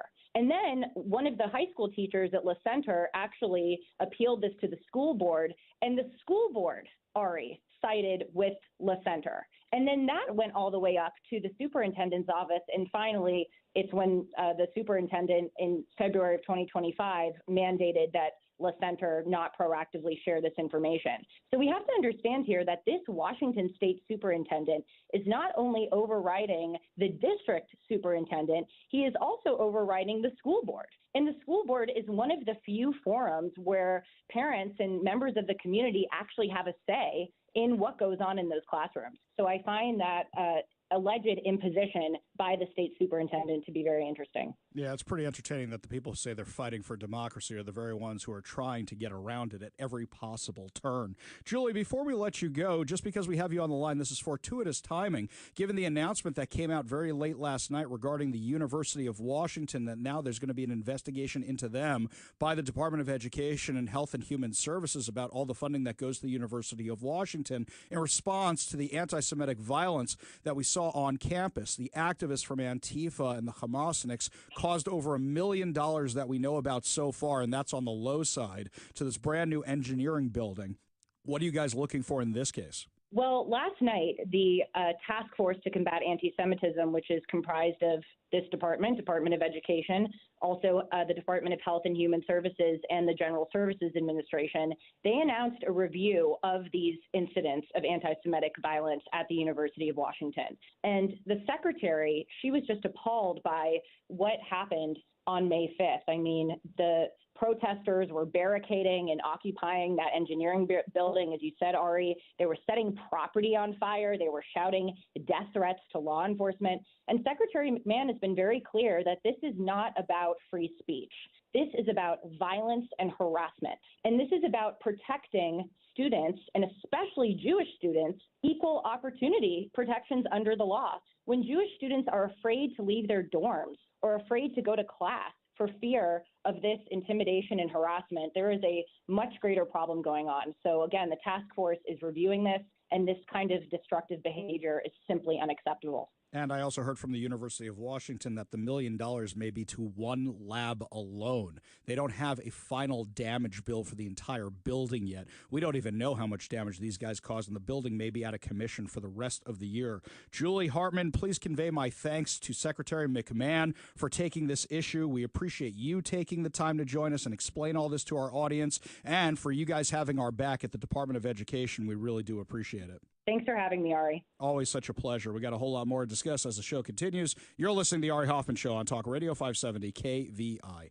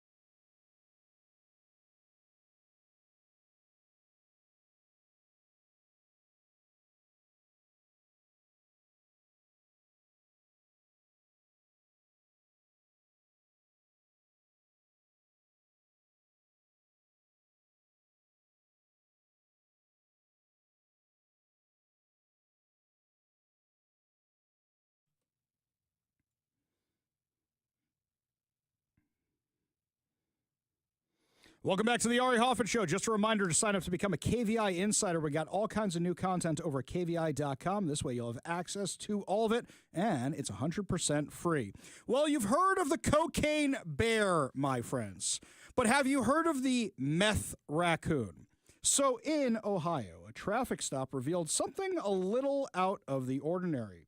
Inside, Officer Austin Branham found drug supplies and a raccoon. The raccoon has her meth pipe. As what? Oh my God. Her meth pipe. He's playing with the meth pipe right now. The video of this is amazing, by the way. The body camera video shows the arrest and the woman trying to get her pipe back from the fuzzy little critter. No, don't reach for it. That's evidence now. Oh, I don't want him to have that. That's why I'm going to do it. I can't say this with a straight face. The raccoon named Chewy. Yeah, when you come down from your high and realize you're not a space pirate with a Wookiee companion, even seemed to know what he was doing all along, and the officer could barely contain himself. Oh, there's no... He's trying to smoke it! All right. Thanks. There's no way! The driver, 55-year-old Victoria Vidal, was charged with possession of drugs and drug paraphernalia, but she did have the proper documentation to have the raccoon as a pet. Mike, this may be more fun than the cocaine bear. I don't know if they make a movie. This is the kind of thing where they make a movie about the meth raccoon, which is based loosely on this story, right? Sure, Like sure. that? I can mess with that. I would go see the meth raccoon in a raccoon heartbeat. smoked meth? Where, Mike, I am sensing a trailer coming on for the meth raccoon. If this comes up again, this story, the meth raccoon, unbelievable. I think she took his pipe away, though. I think the ballad of the meth raccoon, unfortunately, ends here. Well, remember the cocaine bear. So the bear eats cocaine in the real story and dies. Yes. A bear did cocaine. Well documented. Yes. But that's the whole story. Yeah. And somehow we got 90 minutes out of that sucker of stuff that we never did. happened. Best movie ever. Lots more to discuss as the show continues, my friends. When we come back, is China caving? And are we about to see nuclear war between India and Pakistan? Is anybody here actually following this? Because the mainstream media isn't. You're listening to the Ari Hoffman Show on Talk Radio 570 KVI.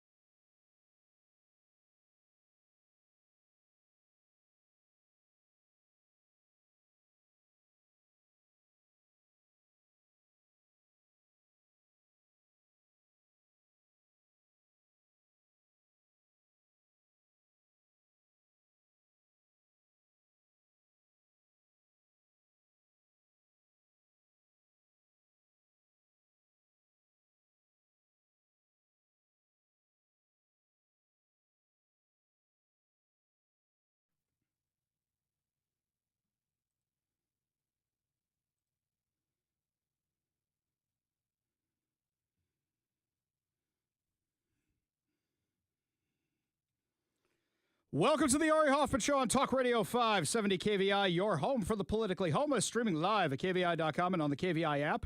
If you want to be part of the most dangerous show on the airwaves, call or text the Warrior Injury Law Studio line at 206-421-5757. That's 206-421-5757. Coming up at 5:45. Your chance to win fantabulous prizes, including a Daniel's Broiler gift card and 2 tickets to see Bryan Adams at Climate Pledge Arena. But before we get to any of that, got some breaking news for you right now. Talk Radio 570 KVI. Breaking news on the Ari Hoffman Show. I just got this in my inbox literally 30 seconds before we started this segment. The 21 students who were arrested have been suspended and banned from all UW campuses. Non-student participants will also be banned from the UW's Seattle campus. I kind of wonder why they're not banned from all the campuses, but fine, let's go with that. Does the air smell better to you? Does it breathe a little easier to you? Do you feel like nature is healing? It's because of the Trump administration that all this happened. I'm going to tell you why. I'm going to read this entire statement from the University of Washington that I just got right now, and you're going to see how this is all because of the Trump administration. I'm going to start by saying thank you to the Trump administration, and thank you to UW for finally doing the right thing, whatever the motivation was. University of Washington has received a notice that the Federal Task Force to Combat Anti-Semitism has initiated a review of federal grants and contracts at the university. So you got that and you went, oh my God, oh my God, oh my God, oh my God, what are we going to do? Oh my God, oh my God, oh my God. Look what they did to Columbia. Look what they did to Harvard. And they'll be justified because Ari Hoffman has the goods and he's got our emails because he did all the public disclosure requests and he's friends with the Trump administration and he just went to the White House. For all we know, he handed them a flash drive with all the files. I'm not going to say I didn't, but he handed them a flash drive with all the files and they got Anna Marie Couch's emails where she's talking about, I don't know, everything's perfectly fine here. And he's got an email from Senator Yasmin Trudeau here in state talking about how wonderful the encampment is. Thank you, University of Washington, for allowing it to exist and be violent towards Jews, et cetera, et cetera. So the statement says, this follows a several-hour building takeover on May 5th. Okay, that's the nice way of saying it. You mean Antifa and Hamas took over one of your buildings? Involving significant damage to the building and equipment inside it, setting dumpsters on fire outside the building and delaying emergency responders. Yeah, that's all true. 34 individuals were arrested and are subject to criminal prosecution and university disciplinary processes. The 21 students who are arrested have been suspended and banned from all UW campuses. Non-student participants will be banned from the UW Seattle campus. The University of Washington condemns anti-Semitism, harassment, and discrimination. Time out. Do you notice what's missing from this? What's missing? Anybody know what's missing? Islamophobia. Ding, ding, ding. They finally get it. You don't always have to say Islamophobia. This had nothing to do with Islamophobia, but that's what they always said. Throughout the May 5th incident, the UW was in contact with campus and Seattle Jewish community leaders. We value these partnerships and understand their deep concern. The Jewish Federation of Greater Seattle issued a public statement noting the university's swift response. Do you know what this is? First of all right. The Jewish Federation of Greater Seattle, the day before, issued a statement saying, we don't like the Trump administration. We don't like the Trump administration getting rid of all these anti-Semites on campuses. No joke. That shows you what direction the Jewish Federation of Greater Seattle goes, by the way. They're the other kind of Jews, the left-leaning ones that vote for, the Democrats who support Hamas. So what's funny about that, literally the day of this protest, they issue that statement. Then the next day it's protest bad. Yeah, these guys on campus shouldn't be allowed there. Yeah, we know what that is. So, okay, whatever. We'll take what we can get at this point. So what they're saying is, look, we've got the Jews on our side. They're on our side. They thanked us. Donald Trump, please don't take away our funding. They thanked us. You see it right here? They thanked us. Look, the Jews like us now. University of Washington condemns anti-Semitism. Right. The University of Washington fully complies with Title VI and other federal civil rights laws. I'm sorry. No, you don't. No, you don't. DEI is everywhere on your campus, and you let Hamasniks take over your campus for 18 months until this week. We also recognize the need to continually improve. Yeah. Oh, you think? And have for many months been taking concrete actions to improve the campus climate for Jewish students, faculty, staff, and visitors. How? I'm asking. I've been there. How? I'm just wondering. Anybody want to tell me how? This includes creation of a full-time Title VI coordinator position, training on preventing shared ancestry discrimination. Okay. All right. How about you just don't let the Antifa Hamasniks take over your campus anymore? A review of university policies and procedures, strengthening relationships with the Jewish community, improvement of bias incident reporting and response processes, and consolidation of anti-discrimination compliance in a new civil rights compliance office. And this March, the university's Board of Regents overwhelmingly rejected a proposal to divest from companies with ties to Israel. Do you see what's happening here? Please don't take away our funding. Please don't take away our funding. We'll be good. We're not Columbia. We promise. We're not Harvard. We promise. The university values its long-standing partnership with the federal government. We will cooperate with the task force review and are confident that an evaluation will find we are in compliance with federal civil rights laws. Let me ask you a question, and I want your feedback on this. I really do. I want your feedback. Is this good enough for you? Because it's not for me. I'm glad they're finally doing the right thing. But if there's no punishment for doing the wrong thing, no reparations, you might say, for doing the wrong thing, have they really learned their lesson? I'm not sure they really get it. Does it mean they need to lose federal funding? What do you think? Should they still lose federal funding? Give us a call or a text at 206-421-5757. That's 206-421-5757. Because last night, literally, we had another problem, and it didn't involve Jews. It involved Turning Point USA being on campus with Riley Gaines and Olivia Krolchek to talk about how men are ruining women's sports. And Antifa was there. Antifa was throwing bags of feces at people, and nobody did anything about it. Antifa was following people who showed up to the event to their cars. It's nice that police gave them an escort, but these Antifa lunatics are harassing them the whole way. Our friend Katie Daviscourt from the Post Millennial, she was being chased down by these lunatics, and another friend of ours had a bear spray the guy to keep him away. That's still happening on campus. It's not just about the Jews. It's about anybody who has an ideological difference with the far leftists at the University of Washington. They still allowed that yesterday. Okay, great. You want to take care of your Jewish community. Fine. That's wonderful. That's fantastic. Took you guys a little while, but at least you came around.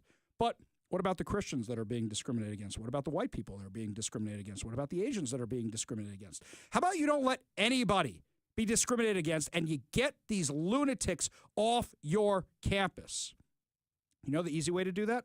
Ban masks. Ban masks from campus. These guys are cowards. Are you watching what's happening in New York right now at Columbia University? Columbia University did something interesting today. So an army of Hamasniks stormed the library, took over the library during reading week. Everybody right there is doing finals. It's finals week. Reading week was last week. It's finals. People are studying for finals in the library. The Hamasniks come in, ruin the thing. What happens? They are not allowed to leave the building. They have security at the building that has locked them in the library and said to them, give us your ID, then you can leave. And the Hamasniks are refusing to do so. So now they're playing they're holding us captive. Oh, I'm sorry, you're being held captive in this beautiful library because you won't produce your own ID. Let me weep for you a little bit while I think about the real hostages in Gaza, and you're on the side of their captors. So I like this change at Columbia where they're saying, give us your IDs. There's a story decades ago. The KKK wanted to have a march. I think it was in Chicago. KKK wants to have a march in Chicago. And they figure out, how can we let this? It's freedom of speech, but it's hate, and we know what's going to come with it. And I believe the solution they came up with was, you guys can march all you want without your hoods. Nobody showed up. Right? Okay, we're going to have the Hamas protest. We're going to have the Antifa rioters, but you can't wear your masks. Anonymity is what protects them. There's somebody right now who's one of the people who was arrested at the University of Washington. This person, I believe, works for Microsoft. We're working on finding out who they are right now. But the problem is they work for Microsoft. And it looks like they've been scrubbing their entire social media profile because they don't want the treatment on social media. So It looks like they're scrubbing their entire profile so nobody can find out any information about them because they were masked at the event thinking that was going to be fine. Didn't realize you could just look up the arrest records, didn't count on being arrested. And now everybody's names are out there, and a few of them are scrubbing their social media profiles right now. Okay, so if you had 21 students out of 34 people who are arrested, who are these outside agitators who are on campus? We know one is a King County public defender. We know another one is a nurse at Harborview Medical Center. Who are the rest of them? Do they work for Microsoft? Do they work for Boeing? Do they work for the city? Are they elected officials? Are they elected officials' kids? Who are they and what are they doing on campus causing over $1 million worth of damage to an engineering building? So I ask my question again. Is this good enough for you? Do you think the University of Washington should lose their funding or not? Even though now they're doing all the right things. I want to know what you think. Give us a call or a text at 206-421-5757. That's 206-421-5757. We go back to the Warrior Injury Law Studio line, take a call from Doug in Spanaway. Doug, what's up? Yeah, absolutely they should lose all their funding in this state. I mean, you got lunatics running the state, the city, King County. And, you know, it's obvious this is all deliberately being done by, you know, a select group of people. So, I mean, you can see since in the last 4 years and even prior to that, the infrastructure of this state has gone to hell in a handbasket. And it's not just, you know, the universities, it's everything. I mean, they don't even fix the roads. They don't fix the bridges. I mean, this is all being deliberately done, and Jay Inslee was probably the architect of the whole thing.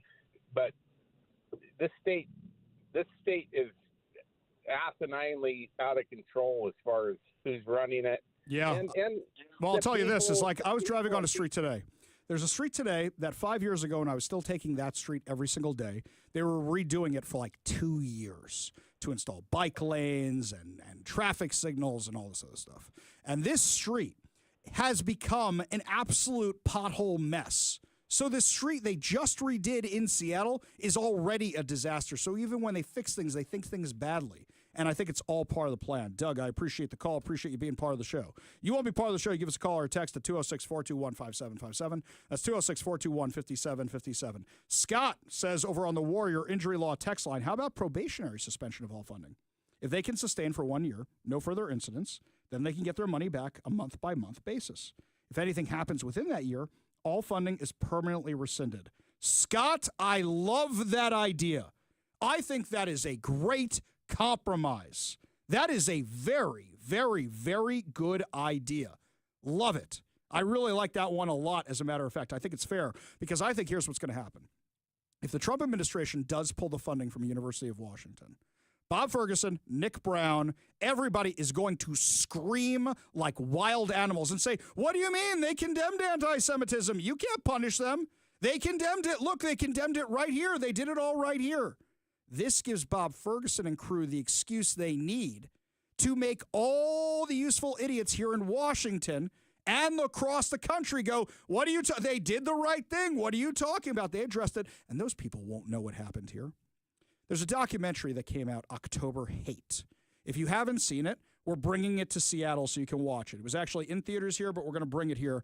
I'm going to have an event for my synagogue. I'll invite anybody who wants to come watch it. It's about all the chaos on the university campuses.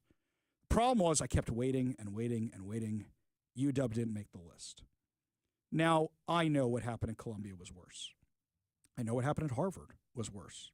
I know what happened at UCLA was worse. But I think then comes us. I've seen the other videos. I've seen the other ones on the campus. I would say we're top 5. I really would say we're top 5. If not, we're top 10. Some of the other campuses, was it bad? Absolutely. But I kept waiting for UW. And I was so bummed out UW wasn't featured in this thing because I know how bad it was. You know how bad it was. And I just wish there was more of a national spotlight on it. And I'm going to keep pressuring the Trump administration and say, guys, this is the one you want to go after as an example of the state stuff. But these statements are designed so that they have an excuse, so that they have a fallback, guaranteed. Let me know what you think. 206-421-5757. That's 206-421-5757. We go back to the Warrior Injury Law Studio line. Take a call from Ethan in Auburn. Ethan, what do you think, man? Hey, I just said that it's probably a good idea. We do try to punish and take away some of the funding that they've been utilizing for these protests and for these people taking all sorts of bad actions. And just as quickly as they turn around saying, hey, yeah, like you said, they're just going to turn around and say, oh, we didn't want to do this. We wanted to, protect people and, stop some discrimination. We wanted to do all that. How easy is it for them to turn around again in 3 or 4 years when something, turns in that direction? They are just going to do the same thing. It's a bad turncoat situation. Yeah, I think here's what you do. Here's something else I would say. There needs to be some permanent loss here so it doesn't happen again. And you're going to laugh for a second here, Ethan, but I'm going to tell you what it is. You need to defund the Jewish Studies Department. And a lot of people are going, wait a minute, what are you talking about, Ari? The Jewish Studies Department is operated by a whole bunch of non-Jews. And they've taken over the Jewish Studies Department and turned it into terrorist recruiting under the guise of the Jewish Studies Department. The other thing they need to get rid of is all DEI requirements. All of them need to be gone. And any professor who's affiliated with this nonsense, I don't care if they have tenure or not, also needs to be gone. Great points, Ethan. Appreciate the call. Appreciate you listening. You want to be part of the show, give us a call or text at 206-421-5757. Michael in Camino Island says the same thing. Not at all. Lose funding for 1 year. Make them earn it back. I like this. See, everybody's giving me the compromises. The KVI audience is willing to reward good behavior and forgive bad behavior within reason. You know why? I think a lot of you out there are parents, or a lot of you out there are rational. Right now with this kind of stuff, am I willing to forgive University of Washington for what I saw? Maybe. I want to say yes. If you prove to me it's not superficial. If you prove to me it's real. Look, I was a youth director for 20 years. 20 years. I know when a kid's lying to me. I know when a kid's saying something to get out of trouble. I know it with my own kids, right? You don't reward bad behavior. But at the same time, you don't want to discourage good behavior. So I think the compromise direction is the way to go. I really, really do. And if you missed it, it's going to be up on KVI.com very soon. And on the podcast platforms, Mike's going to put up our interview with Julia Hartman from the Department of Education. You can listen to our conversation about what she and the department and Linda McMahon expect from the University of Washington. I want to know what you guys think. Give me a call. Give me a text. 206-421-5757. That's 206-421-5757. Catherine from Puyallup says, regarding UW, I think they need to continue the investigation to include all wrongdoings over the past 18 months. And if there are findings, which there will be, they need to be held accountable. Being good now doesn't cancel out prior wrongdoings. They should have the funding that was administered for any time frame they were out of compliance pulled to equal that amount. See, these are all good compromises. These are all excellent, excellent compromises. See, if the KVI audience was in charge of UW, one, none of this would have ever happened. But we could reform the place in 2 seconds. Give me a call, give me a text. Let me know what you think we should do to UW, and do you think they deserve forgiveness? 206-421-5757. That's 206-421-5757. When we come back, lots more to talk about, lots more of your calls, lots more of your texts. Plus, Jay Inslee wrote the dumbest column I've ever read in my lifetime. We'll tell you what it was when we come back, but first, Todd Herman's Daily Thoughtcast right now on The Ari Hoffman Show.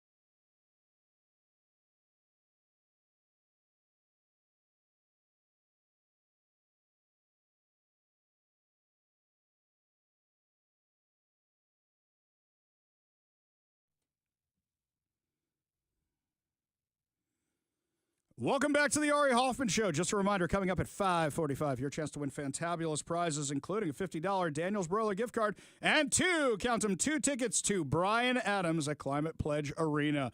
Yet another reason, always keep your radio tuned to 570 KVI, left on your dial, always right on the issues. You can also stream us at KVI.com, download the KVI app, and of course, subscribe to us on whatever your preferred podcast platform is. My phone looks like a Christmas tree. The text line is going bonkers crazy. A lot of you want to weigh in on what's going on at the University of Washington. So we go to Carol in Kirkland. Carol, what's happening? Hi. Well, we kind of been tracking this. I have a daughter that graduated a while ago from in aerospace from University of Washington, and they're tracking this kind of at Boeing a little bit as far as some of the employees that graduated from that program and related engineering programs. Boeing, yes, funded that building, but they also fund as do other manufacturers actually underwrite certain programs, certain classes that are going to be required. They also build the curriculum, as you probably know. Manufacturers that are techie, like aerospace, et cetera. They literally write the incoming program so that these kids have curriculum that matches future jobs. Well, Boeing, Lockheed, and all of the support manufacturers, the minute they find anybody that has an arrest like this will all get tracked. The names of every single one of those kids is going to end up in the hands of employers that are even remotely related to an aerospace program, where I can speak directly. Yeah. General engineering, probably not as much, but a place like Boeing, one arrest, you will never work with a related subcontractor, and that has to do with contracting. That is in contract documents. Yeah. So the fact that these kids were arrested and that the school actually did the right thing, the money that supports those programs, a lot of it comes from Boeing and contractors. There's one little problem, Kirkland. Carol. There's one little problem. I'm going to tell you what it is, Carol. I looked at the list of them. I know who the kids are. All their names were from the arrest records. I know who all of them are. I'm not outing the kids right now. But the problem is I didn't see any actual engineering majors. They're all gender studies majors and things of that nature. So I know what you're saying, and I wish that was true. But here's something else. We put their names are out there in the public record. Now, if they apply for a job, everybody's going to see it. A question. You said there was $1 million worth of damage. Nobody had heard that figure anywhere. Okay, so let me back up. I'll tell you where it's from, okay? Como News. A professor took them on a guided tour through the damage of the building because the building's shut down right now. The building, there's multiple emails that went out across campus that they can't have a lot of classes in that building right now, and they may not be able to have them for the rest of the week or maybe the rest of the year. They're not even sure right now. If you go to Como News, if you go to my social media, you can see the pictures. They're up there. It is very clear damage was done. The $1 million came from Como News. The university told me in a statement when I reached out to them, they're still assessing the damage and they don't know how bad it is. In addition to that, we know that doors were ripped off their hinges, glasses were broken, chairs were turned upside down. I mean, Como News has the documentation of all of it. Our friend Jonathan Cho also got let in. He's got the documentation of all of it. It's all up on social media right now. All right. Okay. That to me means that these criminals shouldn't see daylight for years. I agree. $1 million worth of damage. And here's something else, Carol. You're in good company. A lot of kids on campus. Yesterday, young Zach was out on campus. He was out there for the Riley Gaines event, and he was interviewing people. And he interviewed this one couple or friends that were walking together. And what's fascinating is how many kids on campus didn't know how bad it actually was. Carol, stick with me a minute. I want you to listen to this for a second. Could we ask you, live on the air right now, what are you doing out here? It's a sunny day. You could be at a bar. Why are you here? I'm sorry, I don't really know what's going on. We just came to check out to see what people are protesting. No worries. Well, let me ask you this. The climate on campus lately, yesterday, obviously, some shenanigans, shall we say, ensued. This is now going on. What's the vibes on campus? How are you feeling? Is it safe? Is it weird? What's the times like? Definitely got a very weird email this morning from the dean and could totally see what side she was on, and I don't know, it was... And what side was that? Pro-Israel. We were really surprised to see her condemn the actions of the students who were protesting and not say anything about condemning the police violence that happened or like the really excessive police presence that showed up. And was it with the fire and everything, was there any bit of fear last night or that things got out of hand, or did you feel it was justified and understandable? I didn't hear about it until this morning, but I was just surprised that such a huge police presence showed up to respond to it. Zach, ask them about the $1 million damage to the building. Well, I hear the damage is going to be $1 million to that building. How long ago did that open? I don't know. No worries. I was not admitted to the School of Engineering myself, so I get it. Anyway, thank you both for speaking. Sorry, I'll let you go back to your day.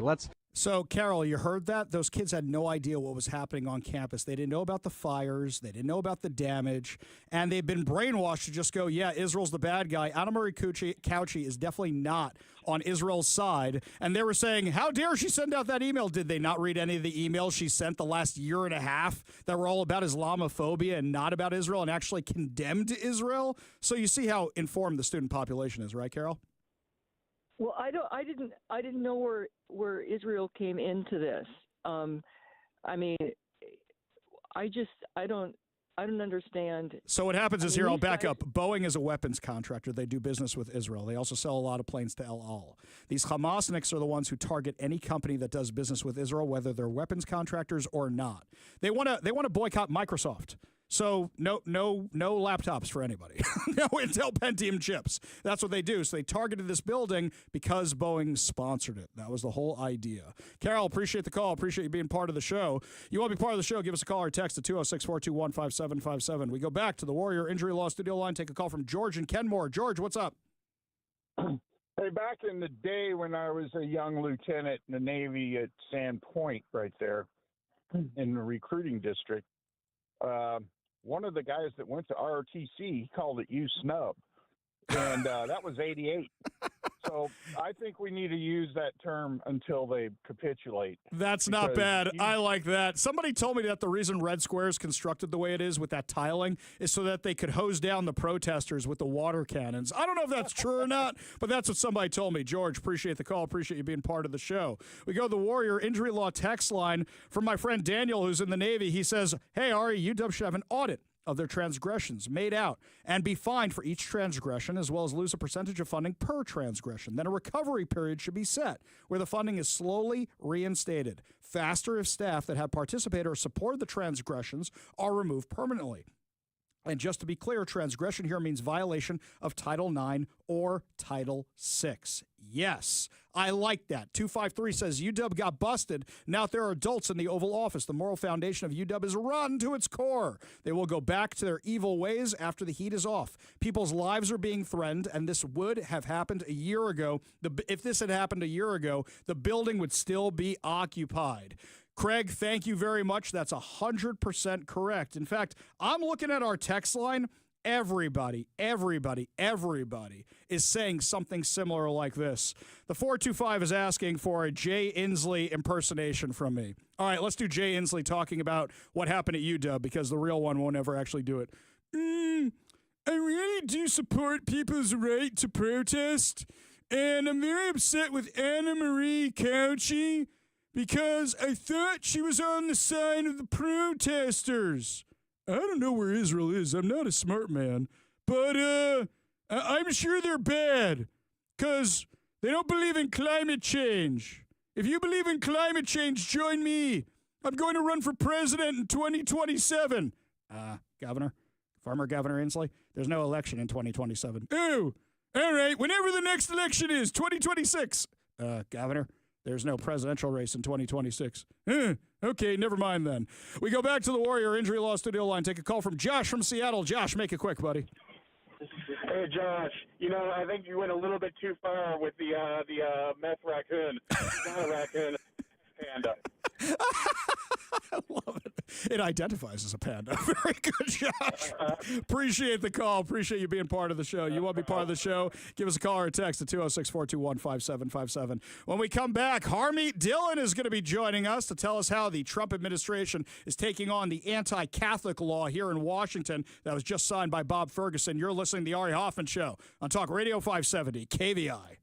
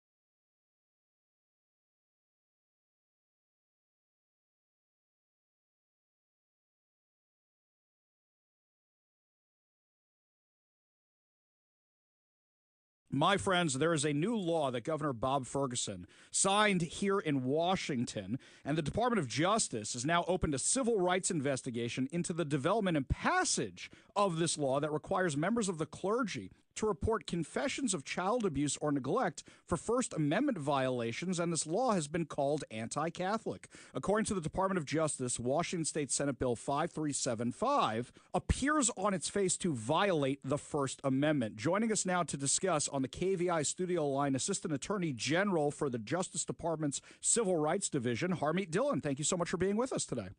Happy to be here. Thank you. So why don't you tell me the whole how this happened? What really happened here? How'd you guys get alerted to it? What set off your radar? Well, look, I mean, I've been on the job here after getting confirmed by the Senate at the Civil Rights Division for a little over 4 weeks. And, I'm pretty active on social media. I get a lot of my news from there, to be frank. I don't watch TV too much anymore. And so I monitor today, since it's my job to enforce the federal civil rights laws, I monitor media for examples of things that trip my radar. I've been a federal and state civil rights lawyer for over 30 years, and throughout that time, I've fought on behalf of religious plaintiffs who've been discriminated against on the basis of their faith. And so that's really been a big focus of mine. So my antenna are always up for First Amendment violations, and this looked to me like one. So what's the thing that bothers you most about it? I mean, I could look at this thing and say, here's what bothers me about it, but what's the thing that tripped the Justice Department's radar? Well, the law on its face appears to provide some. So first of all, obviously we all agree that it is important for professionals who come into contact with instances of child abuse, which is sort of the focus of this law, that they report them. But there are other public policy norms that we have to consider as well. There are privileges that also arise that this law recognizes. So, for example, attorney-client privilege is a privilege recognized because you have a public policy of people being able to engage with lawyers and get legal advice. That's an important principle. We also have medical privacy where, it's important that people be able to frankly tell their doctor what's going on in their lives. And then there's a respect for religion that other countries don't have, certainly, but we have in the very First Amendment of the United States Constitution. And so over the years, our Supreme Court has evolved its view on the doctrine of First Amendment, but generally speaking, the government can't invade and abridge a religious right or principle without a extremely good reason. And even then, the bar is so high, it is virtually sacrosanct. And in this case, if priests in Washington follow the law, they will be excommunicated by their faith. I mean, I believe a cardinal or archbishop has announced that it is not only a sacrament for the priests, but it is a sacrament for the congregants. It is a sacrament that both sides of that confessional hold very sacred. And so the question really is, why is the state sort of signaling out this faith, which confessional is part of it, and putting people in this impossible position? Now, one other thing that people need to understand is our Congress and our system of laws believes in religious liberty so much that we have passed federal laws that go beyond the First Amendment. The First Amendment is, of course, part of the Bill of Rights, but we have a couple of statutes that explicitly protect houses of worship and faith. There's RLUIPA, the Religious Land Use and Institutionalized Persons Act. There's, the FACE Act, which protects houses of worship. And so, where does confessional occur? It occurs at a house of worship. So there's special protections that apply there. And so we're just at the beginning of an investigation, but it immediately struck me on its face that this is Washington State being in your face, taking on the Catholic Church and forcing either shutting down of all confessional in the state, which would, of course, be a huge disservice and, sort of totally improper in the Catholic faith, or putting priests in jail. They're not going to break the seal. So we have to get to the bottom of why this is. Is it intentional? Is it simply incidental discrimination? Either way, I think it is very troubling, and we are going to get to the bottom of it. Now, when I had the sponsor of this bill on my show earlier this year, they basically didn't have an answer to any of the questions you just brought up. Not one. They just said it's the right thing to do, and she claimed because I'm a victim of whatever it was at the time. And I said,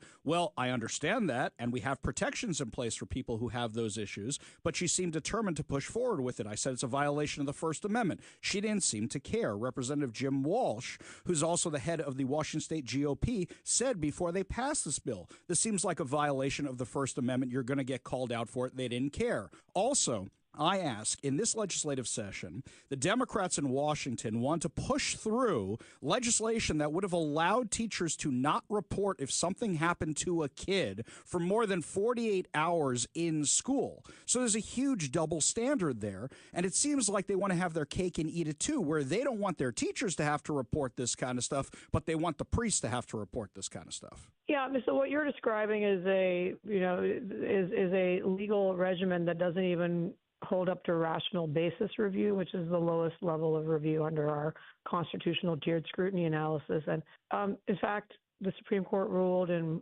Tandon versus Newsom, which is a case that my nonprofit brought during COVID, that actually the highest standard of review must be applied to laws that burden religious practice. So, and then that's just the constitutional framework. Like I said, we have federal statutes that apply, federal statutes that protect houses of worship. So I have, some serious concerns. It doesn't seem to either be thought through carefully or it was thought through in a way that's hostile to religion, and that's unacceptable in our country. So we will get to the bottom of this, and, no conclusions as yet because we haven't begun getting documents and really engaging with the state. But on its face, it looked to me like a huge problem, and so we've opened up our investigation in the federal DOJ Civil Rights Division. Have you heard anything from Washington's Attorney General or Washington's governor or any of the Democrats here in Washington in response to the announcement that you guys are going to be investigating this? I mean, we are at the early stages, and so I can tell you we haven't, but I don't blame them for that because, we are at the beginning of this process. And so this is not political. I don't care what jurisdiction it is or what faith they're trying to burden.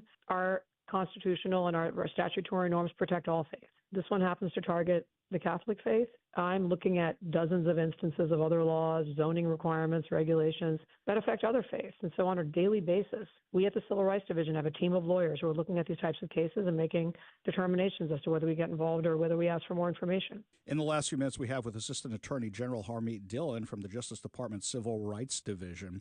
So just to play devil's advocate for a minute here, because we are the most pro-devil show on the radio, and as I say that right now in this context, I realize how blasphemous that might actually sound. But regarding that, to people who would say, well, we got to make sure that mandated reporters report things, we got to make sure that people are protected, I would say there's already protections in place. But what would you think would be a legal way so that we can ensure that kind of stuff from happening, so we could take that argument, that weapon out of the quiver of the left who's pushing forward with things like this? Well, I mean, that argument is kind of nonsensical because where does it stop? I mean, what if the state forces everybody to be a mandated reporter? Can we all be required to engage in compelled speech?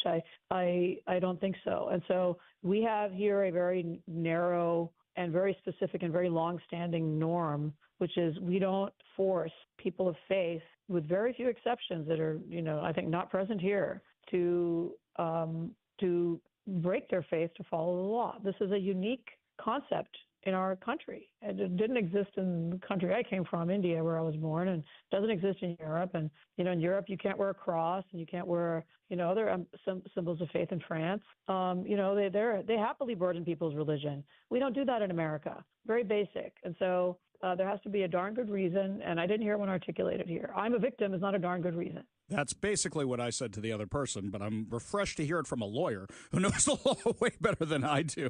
Harmeet Dhillon, thank you so much for joining us today. Thank you so much for taking on this very important case, and thank you so much for you and the administration fighting to help us out here in Washington, where sometimes it seems like there's no hope from our local electeds. We really do appreciate it. You got it. Thank you. Take Always care. a pleasure. We got a whole lot more to discuss as the show continues. You're listening to the Ari Hoffman Show on Talk Radio 570 KVI.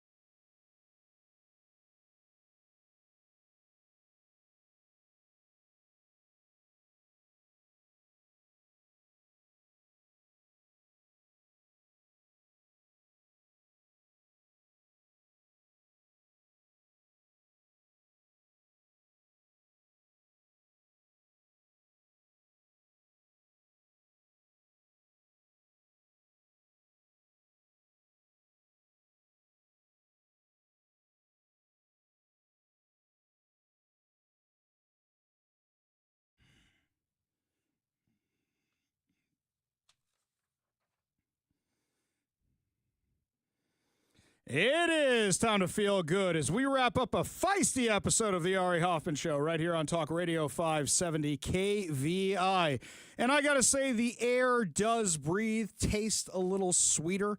It does feel like the golden age of America is dawning upon us. UW actually holding students accountable. That's the best news of the day.